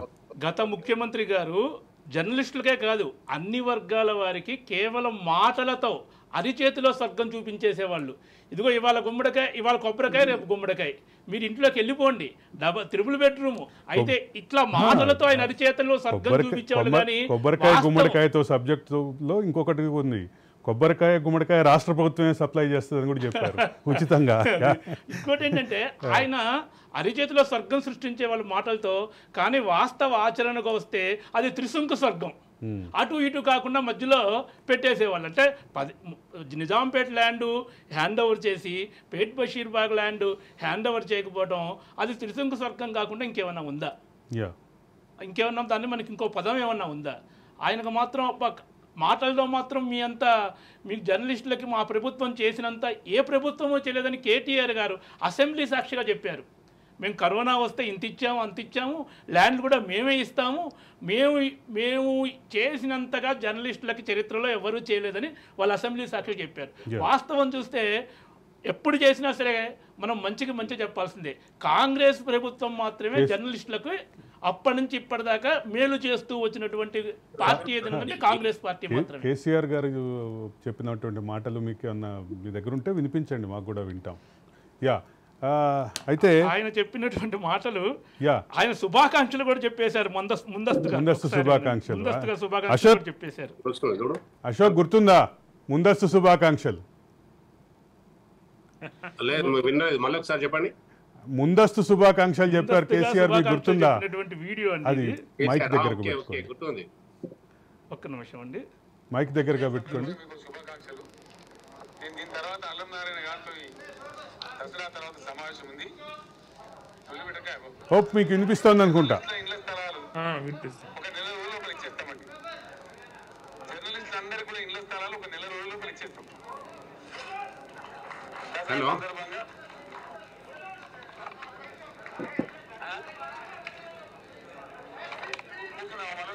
మీరు కూడా కూర్చోండి. ఒక్క నిమిషం మీ జర్నలిస్ట్ మాత్రమే కూర్చోండి. బాబు జరగా బాబు జరగబోయే బాబు మీ వార్త మీకు కూడా ఎట్లా, మీ వార్త మీకు కూడా, మీ వార్త చెప్తుంటే మీకు ఓపిక లేకపోతే ఎట్లా?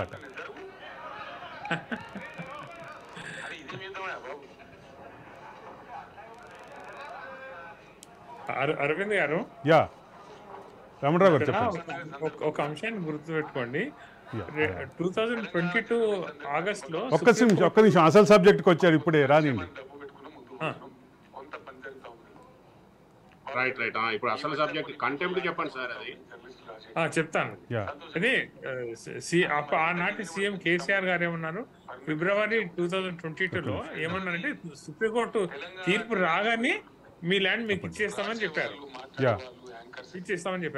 ఆగస్టులో తీర్పు రాగానే మేము అనుకున్నాం ఆగస్టులో సెప్టెంబర్ 2022లో మాకు ల్యాండ్ ఇస్తారా అనుకున్నాం. ఇంకోటి ఏంటి, 2022 ఆగస్టుకి తీర్పు వస్తే 26th రోజు ఆనాటి కేటీఆర్ గారు ఒక ట్వీట్ చేశారు. ఏం చేశారు, సుప్రీంకోర్టు జడ్జిమెంట్ వచ్చింది, జర్నలిస్టులకు స్థలాలు ఇచ్చేందుకు మా ప్రభుత్వానికి అవకాశం వచ్చింది, రాష్ట్రం అంతా ఈ అడ్డంకులన్నీ తొలగిపోయినాయని చెప్పారు. కేసీఆర్ ఇచ్చిన హామీ అమలు కాలేదు, కేటీఆర్ ఇచ్చిన హామీ అమలు కాలేదు. కేసీఆర్ ఇంకో మాట కూడా చెప్పారు, జర్నలిస్టులు అంటే రిపోర్ట్ చేసే రిపోర్టర్లు మాత్రమే కాదు, కెమెరామెన్ ఉంటారు, డెస్క్ వాళ్ళు ఉంటారు, యాంకర్లు ఉంటారు, ఇంకా ఏంటి మన వీడియో ఎడిటర్లు ఉంటారు, టీవీ ఛానల్లో పీసీఆర్లో పనిచేసే వాళ్ళు ఉంటారు, ఎంసీఆర్లో, ఇవన్నీ ఆయనే చెప్పారు. ఇవన్నీ ఆయన నోటి నుంచి వచ్చిన మాటలు, ఇవేది నేను ఎక్కడా దీంట్లో కలపలేదు, ఆయన చెప్పిన మాటలే. ఆ మాటలు ఇప్పుడు ఆచరణకు వచ్చేసరికి ఈ రకమైనటువంటి పరిస్థితి కనిపిస్తుంది. అరచేతిలో బైక్ చూపించినట్టు చూపించారు మాకు. వాస్తవానికి అక్కడ ఏమీ లేదు అక్కడ. అదే సందర్భంలో అశోక్ ఇందాక నుంచి చెప్తున్నట్లుగా మిగతా కేటాయింపులకి ఈ స్థలాన్ని స్వాధీనం చేయడానికి ఉన్న తేడాని రాష్ట్ర ప్రభుత్వం విస్మరించింది అనేటటువంటి మాట కూడా ఖచ్చితంగా వాస్తవంగానే భావించాలి. గత ప్రభుత్వం ఖచ్చితంగా దాన్ని విస్మరించిందనే చెప్పాలి. అదే సందర్భంలో ఉప ఎన్నికలు వచ్చిన ప్రతిసారి కూడా విలేకరుల సమావేశం ఉండటం, విలేకరుల సమావేశంలో ఎవరో ఒకరు ప్రశ్న అడగటం, ఆ ప్రశ్నకి ఆయన సమాధానం ఇచ్చే క్రమంలో ఈ భూతల స్వర్గాన్ని కళ్ళ ముందు చూపించటం, నిజంగానే అన్నీ ఇచ్చేస్తున్నారేమో అని రాష్ట్ర ప్రజల దృష్టిలోనేమో జర్నలిస్టులకి దోచిపెడుతున్నారు అనేటటువంటి ఫీలింగ్ని క్రియేట్ చేయటం. అశోక్. అవునండి. ఇక్కడ అరవింద్ గారు ఇంకో అంశం మనం ప్రస్తావించుకోవాల్సిన అవసరం ఏర్పడ్డది.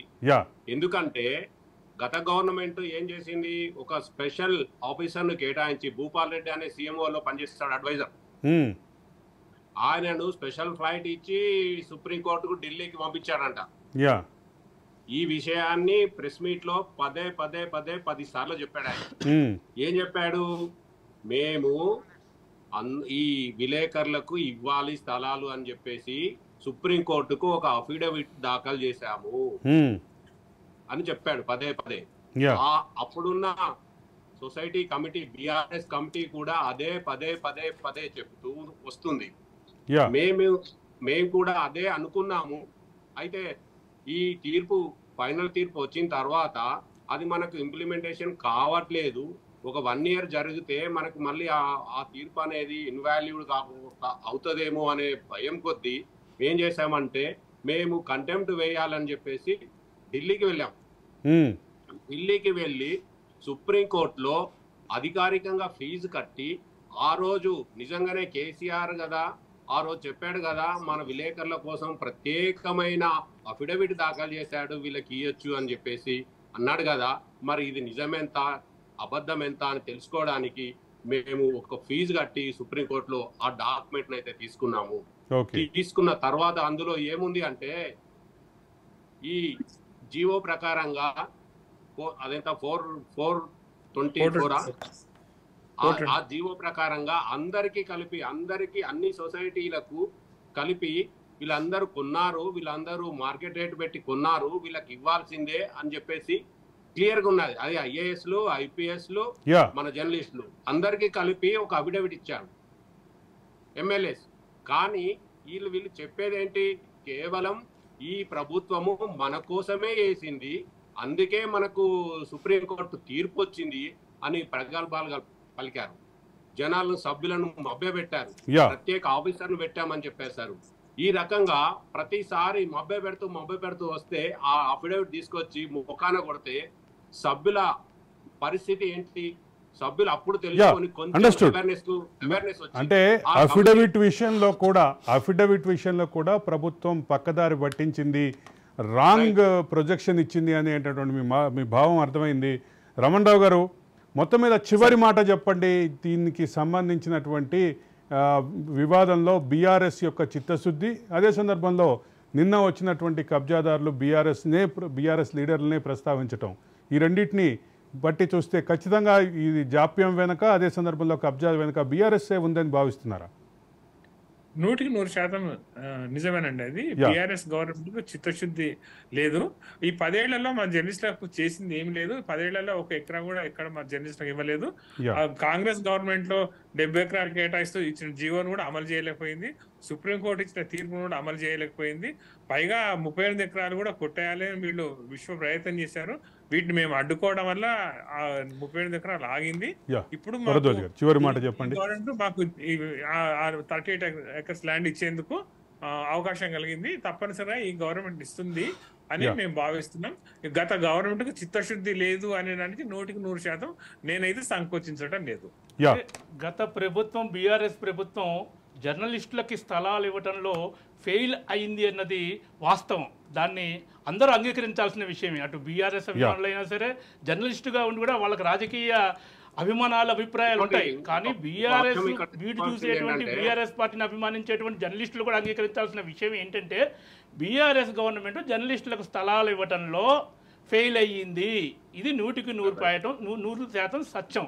అయితే నిన్నటి జరిగినటువంటి విషయంలో వీళ్ళ హస్తం ఉన్నది అని చెప్పి మనం ఎందుకు అనుమానించాల్సి వస్తుందంటే, ఆ ల్యాండ్ గ్రాబియర్ ఎవరైతే ఉన్నారో వాళ్ళ పేర్లు ఎత్తుతూ మాట్లాడటం ఒక వీడియో అయితే, అంత పెద్ద పోలీస్ ఫోర్స్ ఉన్నప్పటికీ నలుగురు వ్యక్తులు వచ్చి 400 మంది వ్యక్తులు చేస్తున్నటువంటి పనిని అడ్డుకున్నారు అంటే, పోలీస్ ఫోర్స్ సమక్షంలో మనం ఇక్కడ ఇంకా ఇంకా ఆ అనుమానం బలపడేందుకు అవకాశం ఉంది. కాబట్టి ఇప్పటికైనా నేను గత బీఆర్ఎస్ పార్టీ అన్ని రాజకీయ పార్టీలకు కాంగ్రెస్ పార్టీతో సహా ఒకే ఒక విన్నపం చేతులు జోడించి మరీ చేస్తున్నాను. మావి 1000 మంది జర్నలిస్టుల కుటుంబాలు, దాదాపు 60 మంది చనిపోయారు, దాదాపు 15 మంది బెడ్ మీద ఉన్నారు, రిటైర్ అయినటువంటి జర్నలిస్టులు ఉన్నారు, రోజు గడవటం కూడా కష్టంగా ఉన్నటువంటి జర్నలిస్టులు ఉన్నారు. కాబట్టి ఇప్పటికైనా సరే మానవతా దృక్పథంతో అయినా సరే 18 సంవత్సరాల క్రితం మేము కనుక్కున్న స్థలాన్ని మాకు అప్పగిస్తే మేము మీకు పాలాభిషేకాలు చేస్తాం, లేకపోతే మొత్తం 1105 అశోక్. ఆనాడు తెలంగాణ పోరాటంలో పెద్ద ఎత్తున ఉద్యమాలు చేసిన జర్నలిస్టు ప్రతినిధులు ఈరోజు రిటైర్ అయ్యే పరిస్థితికి వచ్చారు. చాలా మంది రిటైర్ అయ్యారు. ఆనాడు ఎంత గొడవ చేసినా, ఎన్ని ఉద్యమాలు చేసినా, ఎంత చేసినా కాంగ్రెస్ పార్టీ ఇచ్చింది కాబట్టే తెలంగాణ వచ్చింది. 60 సంవత్సరాలుగా పోరాటం చేసిన తెలంగాణ రాలేదు. ఆ రాజకీయపరమైనటువంటి అంశాల్లోకి మనం ఒక అంశం లాస్ట్ వినండి. ఆనాడు ఎంత పోరాటం చేసినా ఏ పార్టీ అధికారంలో ఉన్నా ఇవ్వలేదు. అదే కాంగ్రెస్ పార్టీ అధికారంలో నుండి తెలంగాణ ఇచ్చింది, ఉద్యమాలు ఫలించాయి, తెలంగాణ రాష్ట్రం ఏర్పడింది. ఆ తర్వాత ఆనాడు ఉద్యమం చేసిన ఈ జర్నలిస్టులు ఈ రోజు మళ్ళీ కాంగ్రెస్ పార్టీ తెలంగాణలో అధికారంలోకి వచ్చింది. ఖచ్చితంగా మేము పడ్డ కష్టాలను అన్నింటినీ పటాపంచలు చేస్తూ మా జాగాలు మాకు ఇస్తానని చెప్పేసి మేము సంపూర్ణంగా విశ్వాసం వ్యక్తం చేస్తున్నాము.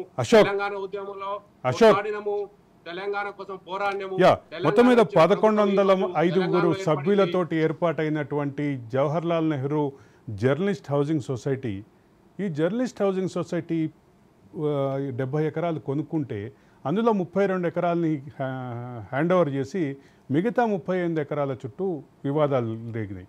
ఈ వివాదాలు కూడా 2014 తర్వాతే కోర్టు కేసులు కావటం, కోర్టు కేసులతో పాటు సుప్రీంకోర్టులో వేసినటువంటి ఒక పిల్లు, దీని చుట్టూ తిరిగినటువంటి వివాదం. ఈ వివాదానికి ఎప్పుడో 2022 ఆగస్టు 26వ తారీఖున సుప్రీంకోర్టు ముగింపు పలికితే అప్పటి నుంచి దాదాపు సంవత్సరంన్నర పాటు అధికారంలో ఉన్నటువంటి బీఆర్ఎస్ పార్టీ ఏమీ చేయకపోవటం అనేది ప్రధాన ప్రశ్నార్థకం. దాంతోపాటు మరొక అంశం ఏంటంటే నిన్న అక్కడ బోర్డులు పాతటానికి వెళ్ళినటువంటి Jawaharlal Nehru journalist housing society సభ్యులని నిరోధిస్తూ కొంతమంది ల్యాండ్ గ్రాబర్లు వచ్చి పోలీసుల ముందే హంగామా చేయటం, అదే సందర్భంలో హంగామా చేసే క్రమంలో వాళ్ళు కేటీఆర్ని ఉద్దేశించి మీరు జర్నలిస్టులకి స్థలం వాళ్ళకి ఇవ్వకుండా ఆపారు ఇన్నాళ్ళు, ఇప్పుడు ప్రభుత్వం మారగానే వచ్చి వీళ్ళు జర్నలిస్టులు వచ్చి పొజిషన్ తీసుకోవడానికి వచ్చారు అంటూ వ్యాఖ్యలు చేయటం, దీని దగ్గరే రకరకాల అనుమానాలు వస్తున్నాయి. అదే సందర్భంలో గత ప్రభుత్వ చిత్తశుద్ధి కూడా అనుమానాస్పదంగా ఉంది. ఇక ఈ సగటు జీవైనటువంటి జర్నలిస్టు 2 లక్షల రూపాయలు 2007లో కడితే దానికి సంబంధించినటువంటి ఆ భూమి కానీ ఆ డబ్బులు కానీ ఏమైనాయి అనేది ఖచ్చితంగా ఇది ఇప్పుడు త్రిశంకు స్వర్గంలో ఉన్నటువంటి పరిస్థితి. దీనికి బాధ్యులు ఎవరు అంటే ఖచ్చితంగా గత ప్రభుత్వం వైపే అన్ని వేళ్ళు చూపిస్తున్నాయి. గత ప్రభుత్వం యొక్క చిత్తశుద్ధి మీదే అన్ని వేళ్ళు చూపిస్తున్నాయి. ఇది ఈరోజు talk with Arvind Kolli. The talk with Aravind కొల్లిలో ఈరోజు కార్యక్రమంలో పాల్గొన్నటువంటి భరద్వాజ్ గారు, అట్లాగే తాతా శ్రీనివాస్ గారు, రమణరావు గారు, అట్లాగే అశోక్ రెడ్డి గారు, అట్లాగే ఫోన్లో మనతో పార్టిసిపేట్ చేసినటువంటి చావా మహేష్, అట్లాగే వంశీ శ్రీనివాస్, వీళ్ళందరికీ ధన్యవాదాలు. ఇది ఈరోజు the talk with Arvind Kolli.